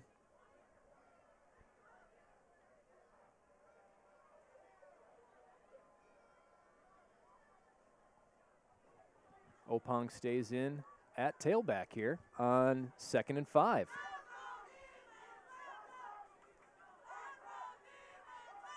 T-Phone takes the snap, looks to throw. He's got Jaden wide open on the slant. Jaden's breaking away. He's going to get tackled down around the 10-yard line. But big play there. Jaden on the post. T-Phone able to hit him in stride. Jaden's going to pick up 40 yards. Excellent decision and play design for the Blue Demons. This is what a running game can do, everybody. If you saw that formation on that one, I was thinking it myself. There was no safety help. All 11 defenders were sucked way up to try to stop the run. Play action fake, perfect pass. There's no help. It's cover zero, meaning it's man on man only. There's no help from a safety, and Jaden Whitehead does the rest, and now we're 1st and goal. T-Phone takes the snap, hands it off to Sam. Sam looking to fight his way through, and he's going to get pushed into the end zone for a touchdown. No signal yet. There's the signal from the ref. That's the 3rd touchdown of the night, and the Blue Demons are up 20-0. Well, this is a shocking turn of events. It really is, to be up 20-0 like this. This is amazing. What a great drive by the Maine East offense. It was, again, it's been the story. We've talked about it all season, the ability to sustain drives, play complementary football. And, it's only, 2:29 left in the game, but this score might have just finished Niles North as they line up to go for 2. Jaden Whitehead set to receive the snap.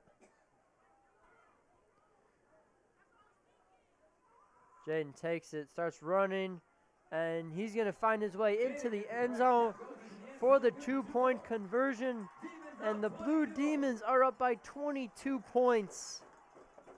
This is incredible, folks. Take out your cameras. Take a picture of that scoreboard.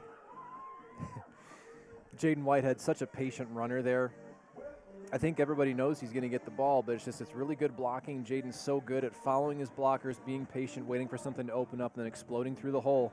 It's only 2 yards, but impressive showing here at Maine Memorial Stadium.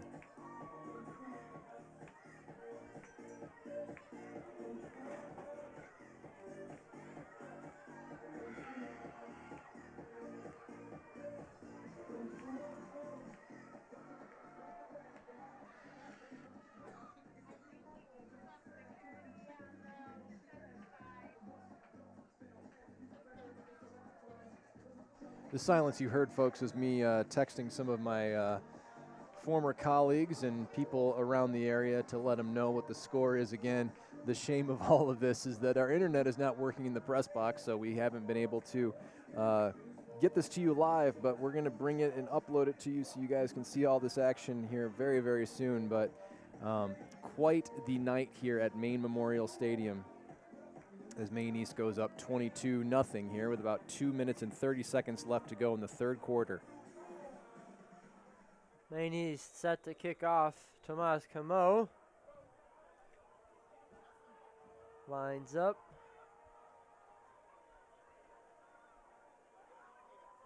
Takes his run up, boots it. And a clean catch there by number 6, Graham Ossian. And he's going to get hit hard. He is going to get it out to around the 36, 37 yard line. So again, decent field position for the Vikings, but again, the story of the night, the Maine East defense. Yeah, and Olurutimi is getting something going here. I think he's made it his mission to try to stop number 6, Graham Oslin. There's been a lot of 6-on-6 collisions this half specifically, and that time Okiki really met him with authority and stopped him. But yes, it is a good return for Niles North as they get set here at their own 37. Socorro in the backfield, takes the snap, looks to throw, evades, escapes, heaves it up for his man, and he overthrows him. Just an overthrow for number 15, Adonis Williams. Adonis Larios there in coverage, but yeah, just a straight up overthrow. But I liked where Adonis's eyes were. He had his eyes on the quarterback the whole way, so he was able to track that ball, but it goes harmlessly over the head. And now, again, down 3 scores, you're going to see a much more probably pass-happy offense trying to throw themselves back into this game. And, it's not over yet. Niles North might be able to do that because we've seen that Socorro has the ability to buy himself time to wait for longer passes to develop downfield. So DB is going to have to be disciplined. Socorro scrambling now. And he's going to be close to a first down yard as he takes a big hit out of bounds. No flag on that play, but if you're Maine East, you've got to be careful. That was pretty close. And they're going to move the chains for the Vikings. It's first down. Ref's going to let that one go. Socorro's got some legs on him. He is fast. Yes. He's got that sneaky speed. He does. Because, this time I thought maybe he was going to get down in the backfield, and he's just able to churn right past it. So good speed there by Socorro to avoid that pressure that he's starting to get from the Maine East defense.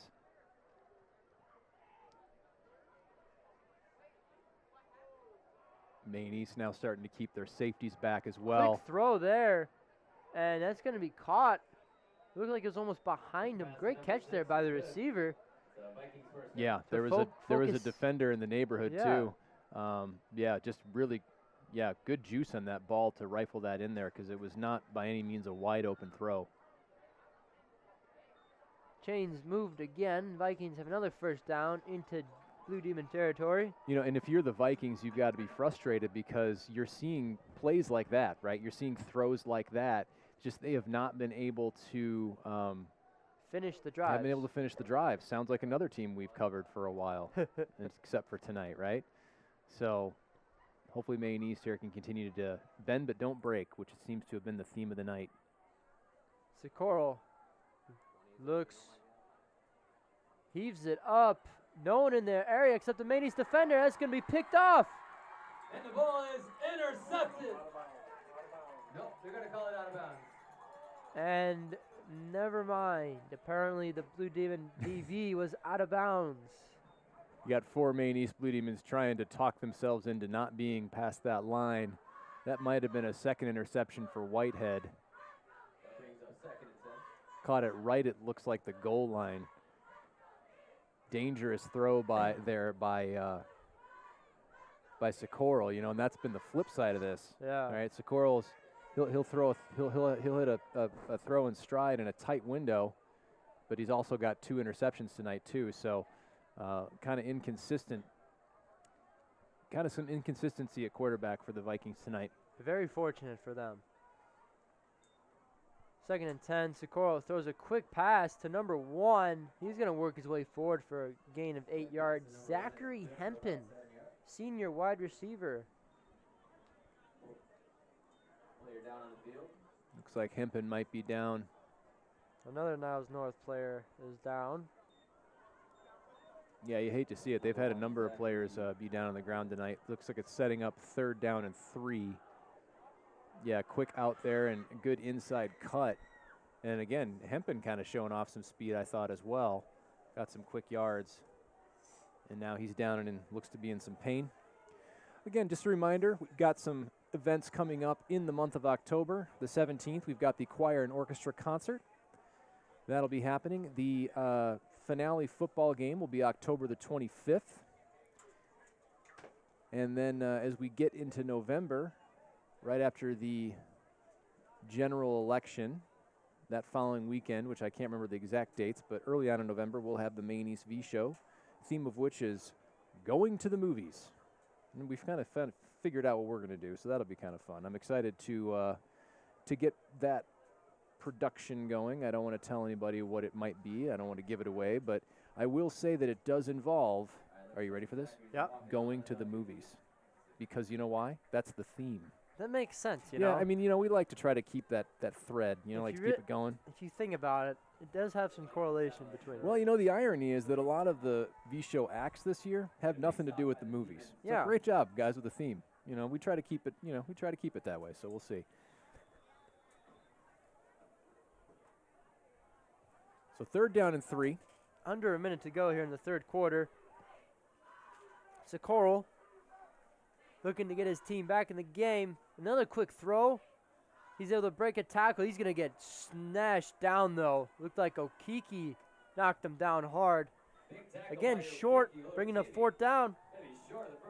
Okiki Olaratini, that was a vicious, vicious tackle, but it was legal, folks. There was no helmet-to-helmet. That was his shoulder leading, gets there with authority, and he got slammed to the ground.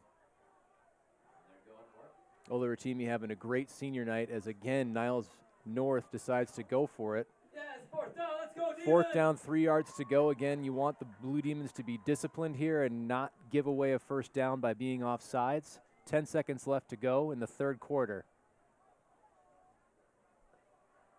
They snapped the ball, and they hand it off to number 24. First time we've seen him tonight, Tommy Vo, senior, and that's going to be a 1st down for the Vikings as the 3rd quarter comes to an end.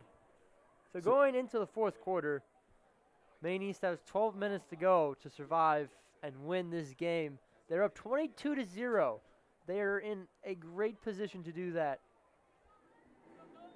Yeah, I mean, both of their wins this season have come out of conference. This will be an important conference win for the Blue Demons. Hopefully gets them to 3-4. We'll know in 12 more minutes. It'll be 1st down and 10 for the Niles North Vikings. I don't believe that yardage is correct. I think they fixed it. It's going to be at the 23-yard line. And we'll see if Maine East can close it out here. And not to jinx them, but if they do win tonight, that'll be their 3rd win on the season, and that'll be the first time since 2012 that the Blue Demons will have won 3 games in a season.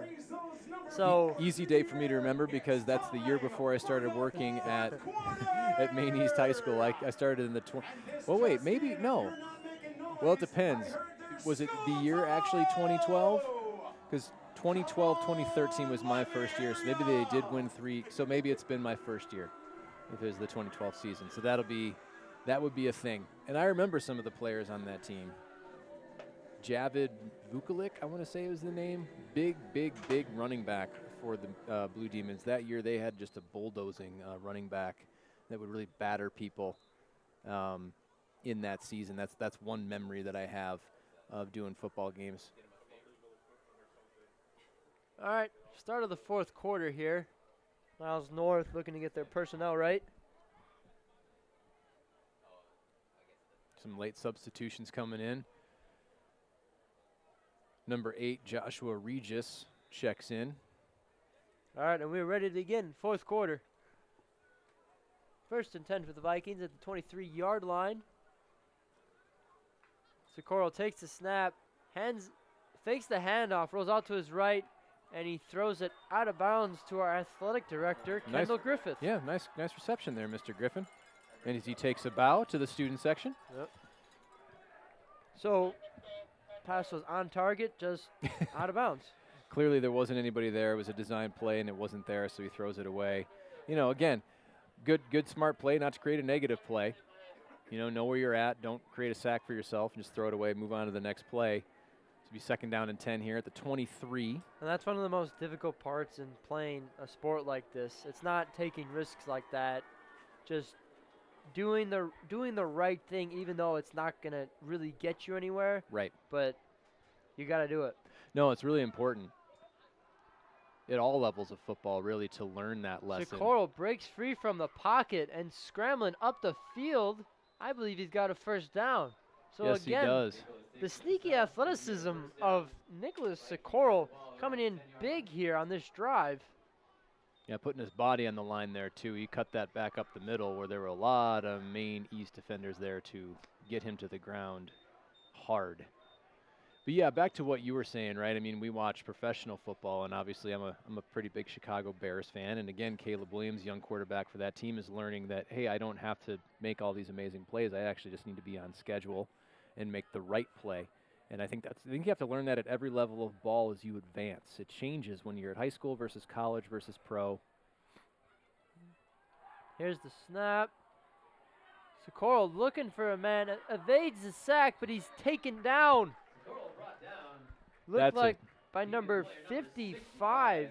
That's a huge tackle there for 55. Victor Nietzschev, the linebacker and senior, 41 tackles coming into tonight, including 9 tackles for a loss and a sack. This is now his 2nd sack, and I guarantee you Maine East is happy to have this one because Nicholas Socorro has just been a pest as a runner tonight. Yes. They just haven't been able to. He's so fast. They have just not been able to get him out on the perimeter.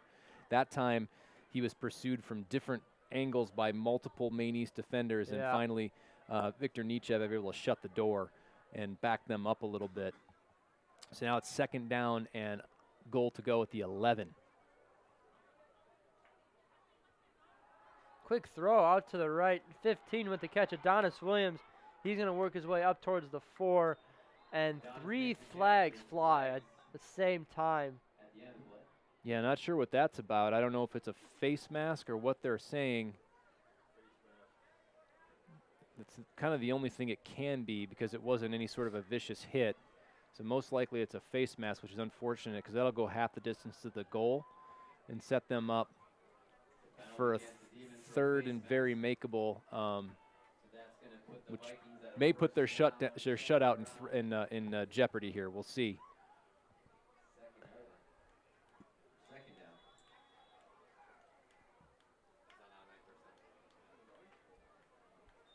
So the Vikings have the ball around the 2-yard line.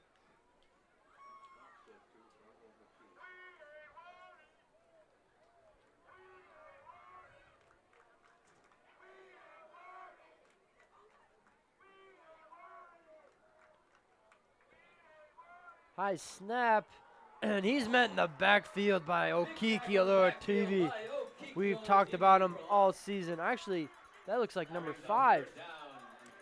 Was that Okiki? It was Okiki Olorutini. That was a combination of 2 bad things happening at the wrong time. One was a bad snap, and the other was deciding not to block number 6, who came in free and did what he's supposed to do. We've talked about him all night, all season. He is really the backbone of this defense. And again, we've talked about it. Defense is the backbone of this team. Yeah, just so happy for Olorutini. He's just such a great student, too, just a great kid all around. I've taught him before, just enjoy seeing him in the building. He plays hard, he plays right. That throws up in the end zone, and it's going to be batted down. Great defense there by the Blue Demons. Set up a 4th down. And again, Blue Demons not breaking. They're bending very, very, a lot of bendage, but no breakage. A lot of bendage, but no breakage. Yeah, good coverage again defensively. Number 4, I believe, Christopher Seeley there, the defensive back in the vicinity to break that play up. He was in a better position to catch that ball than was a Vikings receiver. So 4th down and 6, and there's going to be a timeout. I'm sure Niles North wants to, or excuse me, it's against Maine East going to take a timeout to talk over what they want to do. You know they want to preserve this shutout and do everything they can to keep Niles North out of the end zone. as we are now inside of 9 minutes left to go in the game. And it's looking more and more like this is going to be a Maine East victory. Yeah, Ola Rotimi, getting back to him, right? I see him play with a lot of passion. Yes. And he's clearly very hyped up. He plays with a lot of fierceness and authority, but none of it's malicious. No. Right? He's just playing hard, and he's playing it the right way. Again, I was really impressed earlier. We saw a really hard hit, but it was shoulder.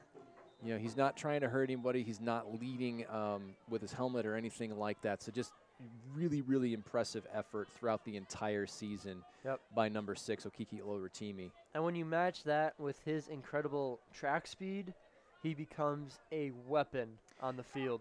Thank you for pointing that out. Yeah, he is quite the track star here in the spring. And so he can move. It is 4th down, 4th and goal for the Vikings here. Around the 6-yard line.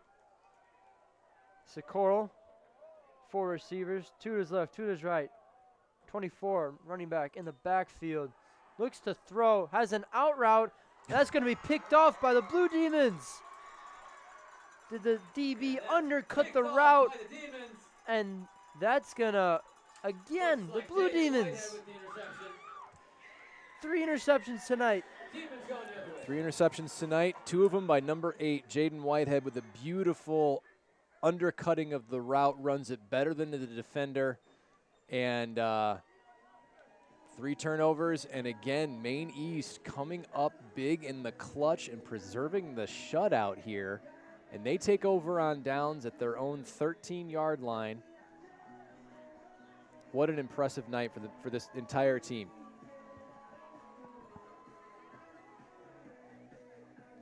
And it's a good response too, Jake, because I know in listening to sort of the aftermath of the loss to Maine West, how frustrated the coaching staff was and just disappointed. And I know that they probably spent a lot of time coaching these guys hard.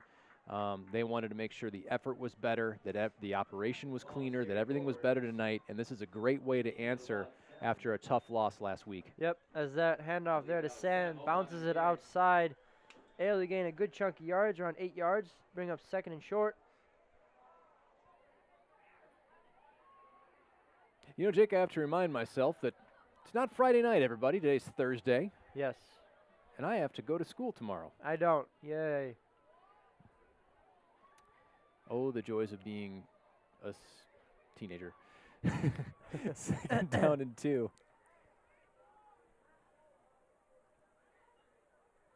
T-Phone receives the ball, heaves it up, got a receiver open. Great play there by the DB. Number 14. We don't have number 14 on the list. Number 19, I believe. 19. Nana Osel Boteng Sarpong. Great job getting up to get that pass batted, because I thought that was for sure going to be a reception. But he was able to high point that ball and jump up and bat it down, and it falls down harmlessly. Yeah, if he didn't climb the ladder there, the receiver could have been gone for a TD. Third and 2. Let's see if we can get this converted and keep Sam Opong in the backfield. Motion receiver, handed off to Sam. Sam's going to break free for the 1st down.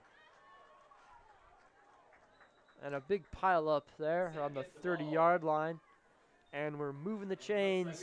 It's a Blue Demon 1st down. Which, again, is so important. You're at this point in the game offensively. Just keep the chains moving. Keep the clock churning. Yep. Not score necessarily. Just keep the drive going. And back them farther and farther up. Set yourself up defensively in favorable field position and make it hard on them. And, the more you run the ball, the more you tire this defense out. We are now well into the 4th quarter of play. And, if you're a fan of the Blue Demons, you got to be loving this.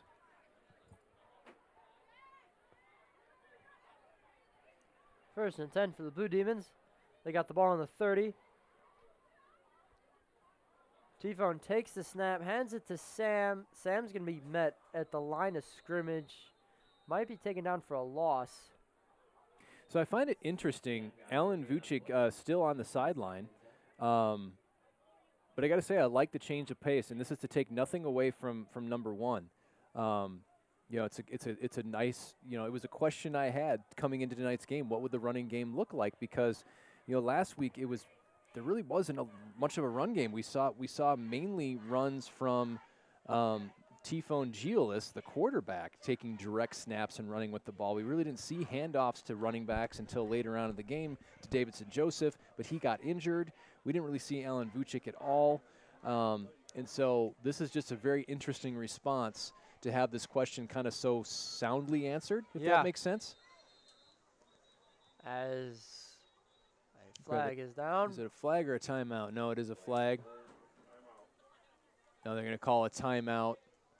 Maybe a timeout for the Demons to avoid the play again. Blue Demons take a timeout. Obviously not what you want there as you're trying to kill the clock. No, it's not what you want, but you know, you're also up 3 touchdowns, so it's not as dire as it otherwise could be. At least you hope it's not, but you know, you don't want to extend the game any more than you have to.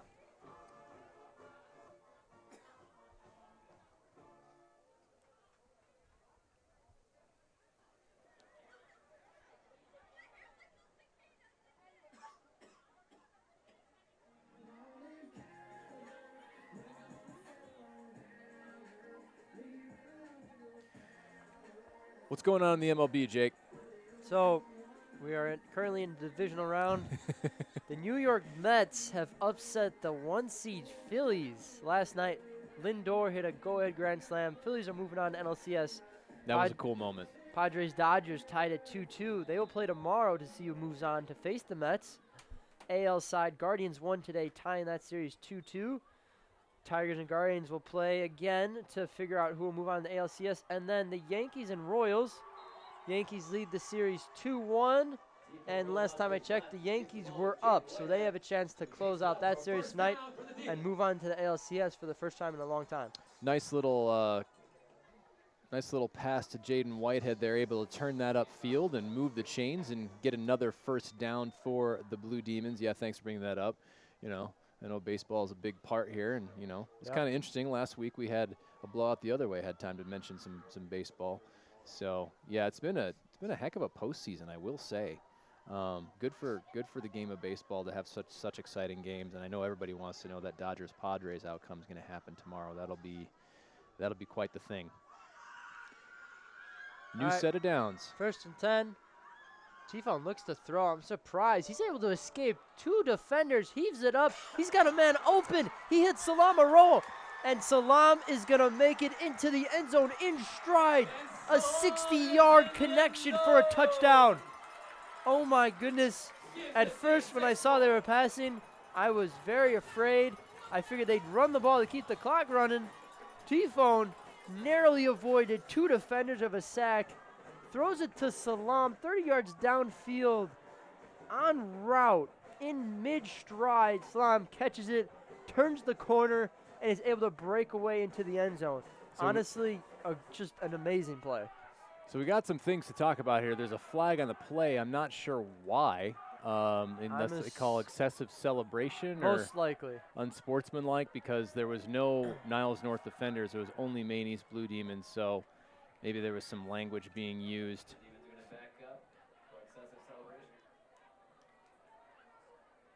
But, yeah, I mean, Jake, the one thing I saw is Niles North's coming on a blitz. And anytime you blitz, you've got one less defender in pass protection. And they had some good pressure, but it was only up the middle, soft on the outside edges, and that allowed T-Phone Giolis to escape to his right, and then he just fires a dart, and it was off to the races after that.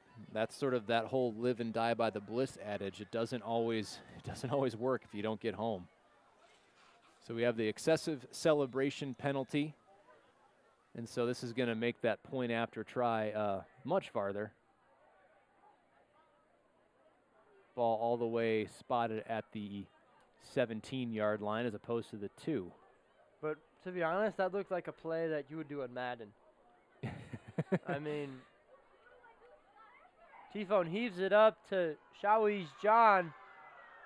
and he dropped it. There's a flag on the play. Yeah, Shawie's John was interfered with. He was pretty much dragged to the ground there by the defender. They were locked arms the whole way, so we'll see how they call it. I would imagine this is going to be against Niles North, and then they get to replay it back at the 2, most likely. So it's the excessive celebration sort of gets negated here. It is pass interference against the Vikings. Pass interference on the Vikings, so the Demons will get to redo that one. Now back in their regular range. And now each of the 2-point conversions have come with a direct snap to Jaden Whitehead, so it'll be interesting to see what they do.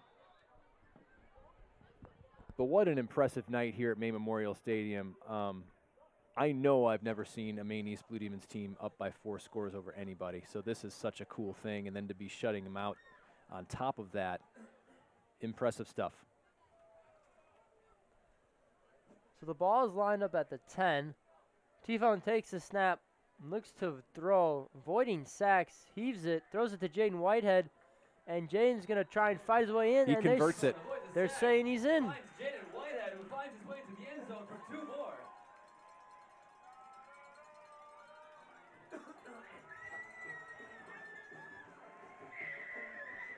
That is a 30-point lead for the Maine East Blue Demons, and in their first game this season, they did score 34 points.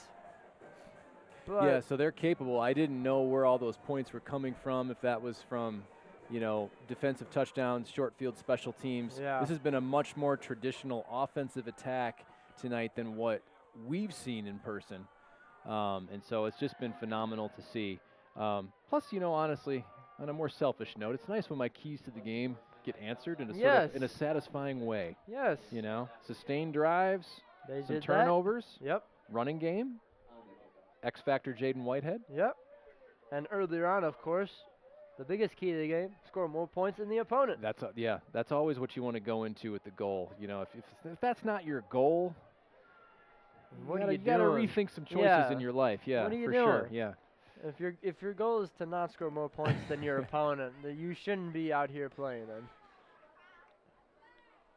So Maine East going to kick it back to Niles North with about 6 minutes and 27 seconds left to go here in the game. Again, just want to remind everybody what a special night this is for Maine East Blue Demon athletes on the field. It's senior night.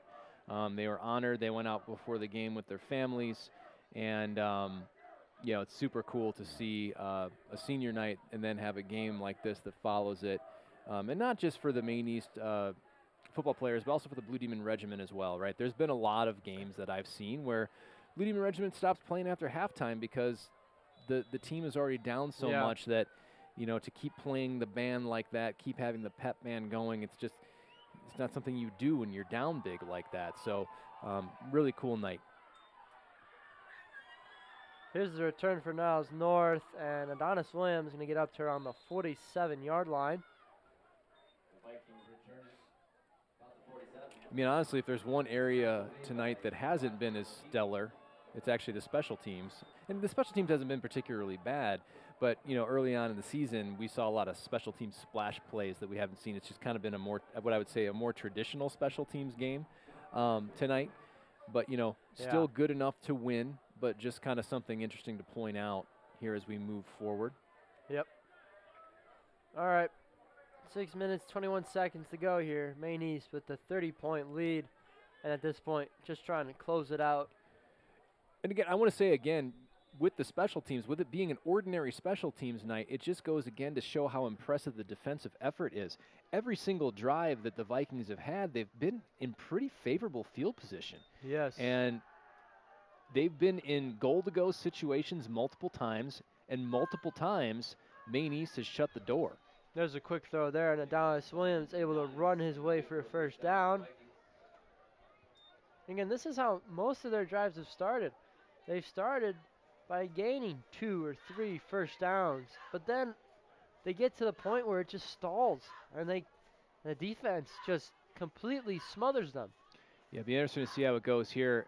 I'm noticing now with Maine East up big, I just saw them in sort of a traditional cover 2 shell with 2 safeties back. I would imagine they'd want to continue that look to prevent the big play, but then that can also open up some more underneath throws. possible some running game as well. So we'll kind of see how that looks. 2nd and 5 here. The Vikings are in hurry-up mode. QB Escapes a it's- sack yeah. there, yeah. throws it a little high for his running back, and he's unable to handle it. That'll be 3rd and 6, and it stops the clock, which is right now the most important thing. Yeah, that pass there intended for number 24, kind of a bad drop there by Tommy Vo. Had he caught that, he would have had quite a bit of room to run. And again, shout out to Niles North quarterback Nicholas Socorro. Just his escapability has been really impressive tonight. Just his ability to continue to string plays and to move to the outside and to the perimeter to look for throwing lanes and dodge defenders and escape sacks has been really, really impressive to see. He still had some turnovers, but his ability to keep the play alive has been really good tonight. All right. Quick throw right up the middle, and They're going to refs call are that saying incomplete. incomplete. He was open. It looked like he found the hole in the zone, sat down, but throw was a little bit short, and that'll bring up 4th down.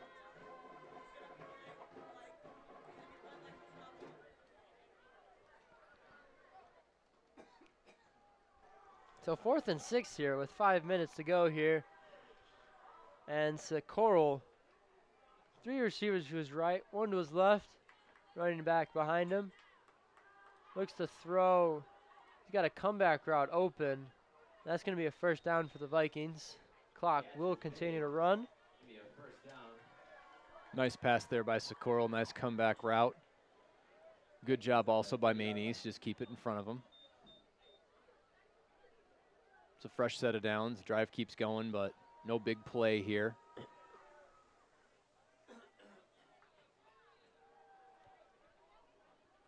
Another quick throw. He's able to escape, break free.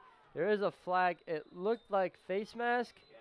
Yeah, based on the way His head moved. Yeah, you saw a hand from a Maine East defender kind of come out and grab something, and then I saw the head move. So that's most likely a face mask, which is unfortunate because we'll see if it's. We'll see what the call is here. That's most likely what it is. Yeah, face mask call against the Demons, so that'll push the Vikings forward. So again, we're going to be close to the goal line here. And again, it's just been impressive tonight because this is what Maine East has been faced with pretty much the entire game, and they have managed to close the door. You would love to see this team preserve the shutout. You know they got to want it so bad. And we'll see what happens here. It's kind of what the drama we have left.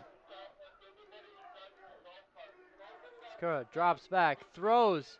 That pass is broken up by number, I want to say 18. Yeah, good coverage there by 18. We don't have a number for him. We'll see if we can get that player for you here in a second. But nice, good, disciplined coverage. Didn't interfere. Again, ball all the way down to the 16 here of Maine East. It seems like they played the entire game in this specific chunk of the field. Yeah. And again, credit to the defense for, like you said, the whole game they've been down here and they haven't scored a single point. There's a quick wide receiver screen, and Adonis Williams is going to chug his way forward for some yardage. Takes the ball to about the 12-yard line. Brings up 3 and 2-ish. So it's going to be 3rd and short. Ball is inside the 10, call it about the 7-yard line. Clock continues to run here as we approach 4 minutes left in the game.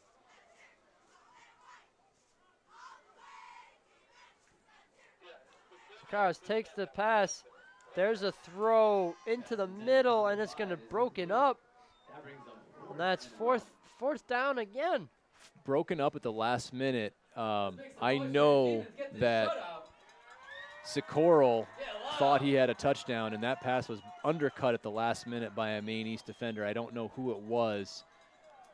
Might have been Whitehead came in. He was not the primary defender on that route. He was the safety, and so I'm guessing it was Whitehead able to stick a hand in there and bat it away. And it's 4th down and 1. So we'll see what they do here, if they want to try to run this to get a first down to keep the drive going, or if they're going to try to go for another shot to the end zone. He's got 4 receivers, 3 to his left, 1 to his right. Number 24 in the backfield. Sikoros takes the snap, looks to run. He is going to push his way forward, and they're going to give him the first down. We're going to say first down. That'll be 1st and goal for the Vikings. So the ball will be placed at the 4-yard line, it looks like, of the Blue Demons. Clock continues to run. Now 3 minutes and 45 seconds left to go in the game, and it's a fresh set of downs. Ball at the 3, excuse me.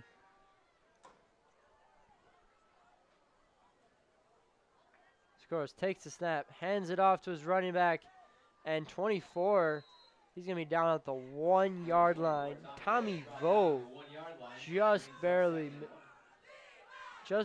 short. Yeah, he'd carried the ball in the other arm. He might have gotten. Yeah. He might have crossed the goal line there. Clock continues to run. At this point, I don't think Niles North much cares. They want to see if they want to make sure they get their score. And you know Maine East wants to get this shutout. But the ball is now at the 1, and it's 2nd down. So odds are not good. But then again, we've said that before. Flag And comes there's a in. flag. We'll see if this is against Niles North. But it looks like it might be against Maine East as they point in that direction. And it's going to be offsides. Offsides on the Demons. So now the ball's at the half-yard line. Just under 3 minutes to go here. Here's the handoff. And he's going to be stopped short. Tackled in the backfield. Great tackle. 2 defenders there. I see. Made by number 11. Yeah, Tomas Camo was there with the initial hit, and then someone else came in and cleaned it up. Clock continues to run. It's now 3rd down and 1. So it's no longer a half yard. I'd say it's more of a full yard. He lost a little bit. This time they've got 3 receivers, tight end and running back in the backfield. Hands it off to the running back, and he's going to waltz his way in. That's a touchdown for the Vikings. Touchdown for the Vikings. 24 makes it. So, obviously, it doesn't matter, but granted, no shutout. But no shutout. And they score finally with 2 minutes and 12 seconds left to go here in the game. But it does not do anything to diminish the night that Maine East football has had here at Maine Memorial Stadium. that's garbage time points. And they are setting up for a PAT. Again, it's just interesting because we haven't really seen any sort Yeah. of kicking at all. And they've gone for, and they've done how many 4th downs in field goal range? Yeah, just to give everybody an idea how strange this game has been, there's been no punting from Niles North. Just everything has been trying to go for it on 4th down. Only kickoffs, and now this extra point. Wow, good hold there. And the kick is good and through. You'd wonder why they didn't try that earlier on a couple of those 4th downs. Good hold there by the placeholder. He had to kind of reach behind him to snag that snap and put it down and get it into position for the kicker.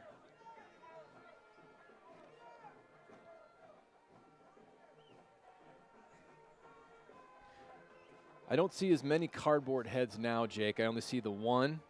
Yeah. And that person waving it is wearing a Whitehead jersey. So I have an inclination that that's a Jaden Whitehead head made out of cardboard. Not a real head, of course, because Jaden, of course, is alive and well and playing in this game. Ben playing Sweet Caroline. So good. So good. It always is. So good.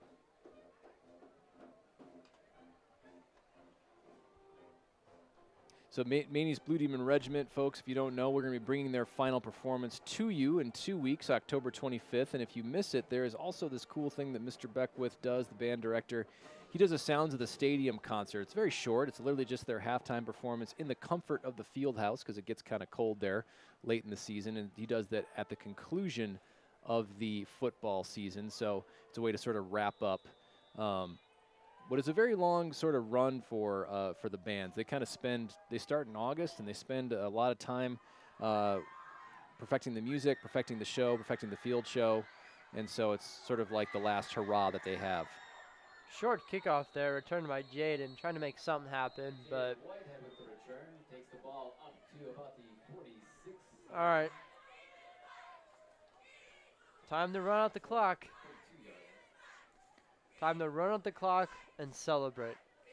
Because the Blue Demons, they've earned it tonight, both on the offense and defensive side. It has been like other games where the defense has completely carried the whole team on their back. The offense has done their share tonight. Yeah, it's just been such an impressive showing on both sides of the ball for Maine East. Very impressed with Tifone Giolis. He settled down a lot, had some really good decisive throws. And then, you know, we've kind of talked about Jaden Whitehead. We talked about Okiki Olaratimi, but we haven't talked a lot about Tifone. So I'll have to think about who my player of the game is going to be as we keep the viewers guessing, as we are now inside of 2 minutes left to play here in the game, as Maine East attempts to run out the clock here.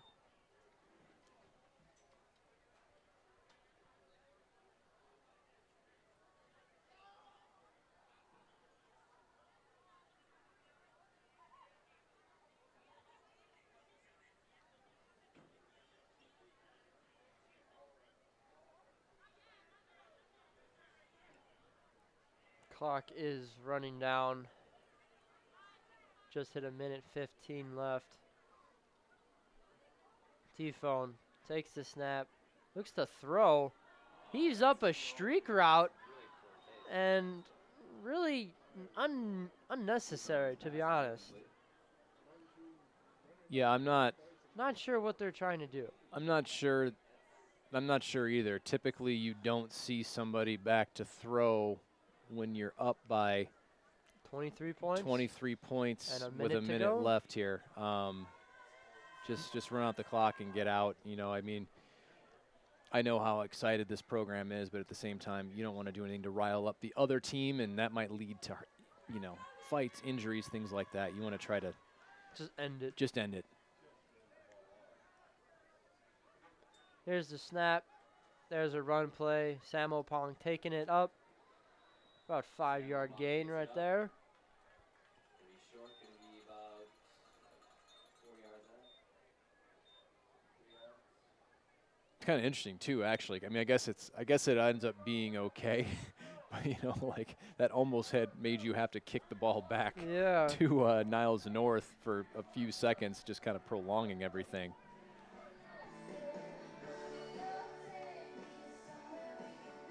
This should be the last play here.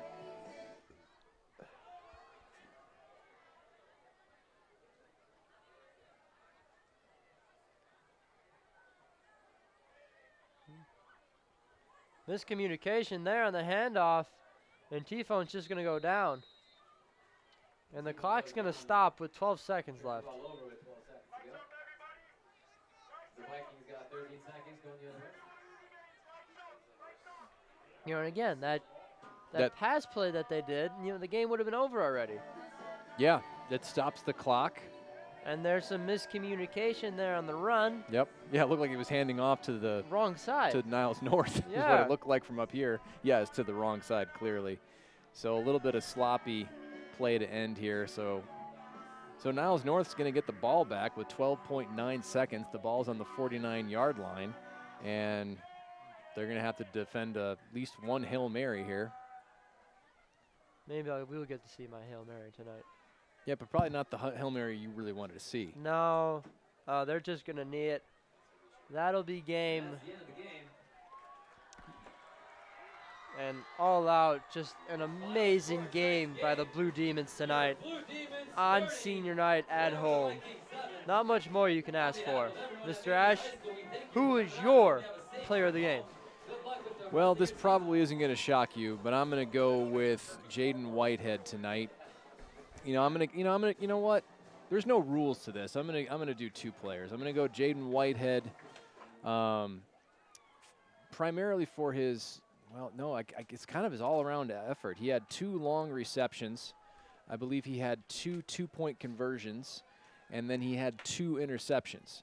So it's hard not to have Jaden Whitehead be my player of the game, but I also want to give some special recognition to Tifone Gielis, the quarterback from Maine East, with some really good decisive throws. He had a really excellent keeper that kept an important drive alive, gained some long yardage there on the ground. And then I also want to give a special shout out to Okiki Olurutimi. So those 3 players to me really shined in tonight's ball game. All right, great assessment there. That's going to wrap it up for us tonight. Your final score, Blue Demons 30, Vikings 7. Before we sign off, we'd like to thank our crew as always. That always makes this possible. Our camera operator, Seven Thomas, our producer, Roman Agiv, and of course, Mr. Ash, which is the entire reason why we are able to do this. I'm Jake Imany. He's Mr. Ash, and we thank you for tuning in to tonight's game. Again, we apologize for it not being live. I had some internet issues. It's not our fault. We're sorry. We'll bring it to you in another day or two, folks. In the meantime, if you're watching and you're a student of Maine East, enjoy the long weekend. This is WMTH-TV, and we'll see you in a couple of weeks.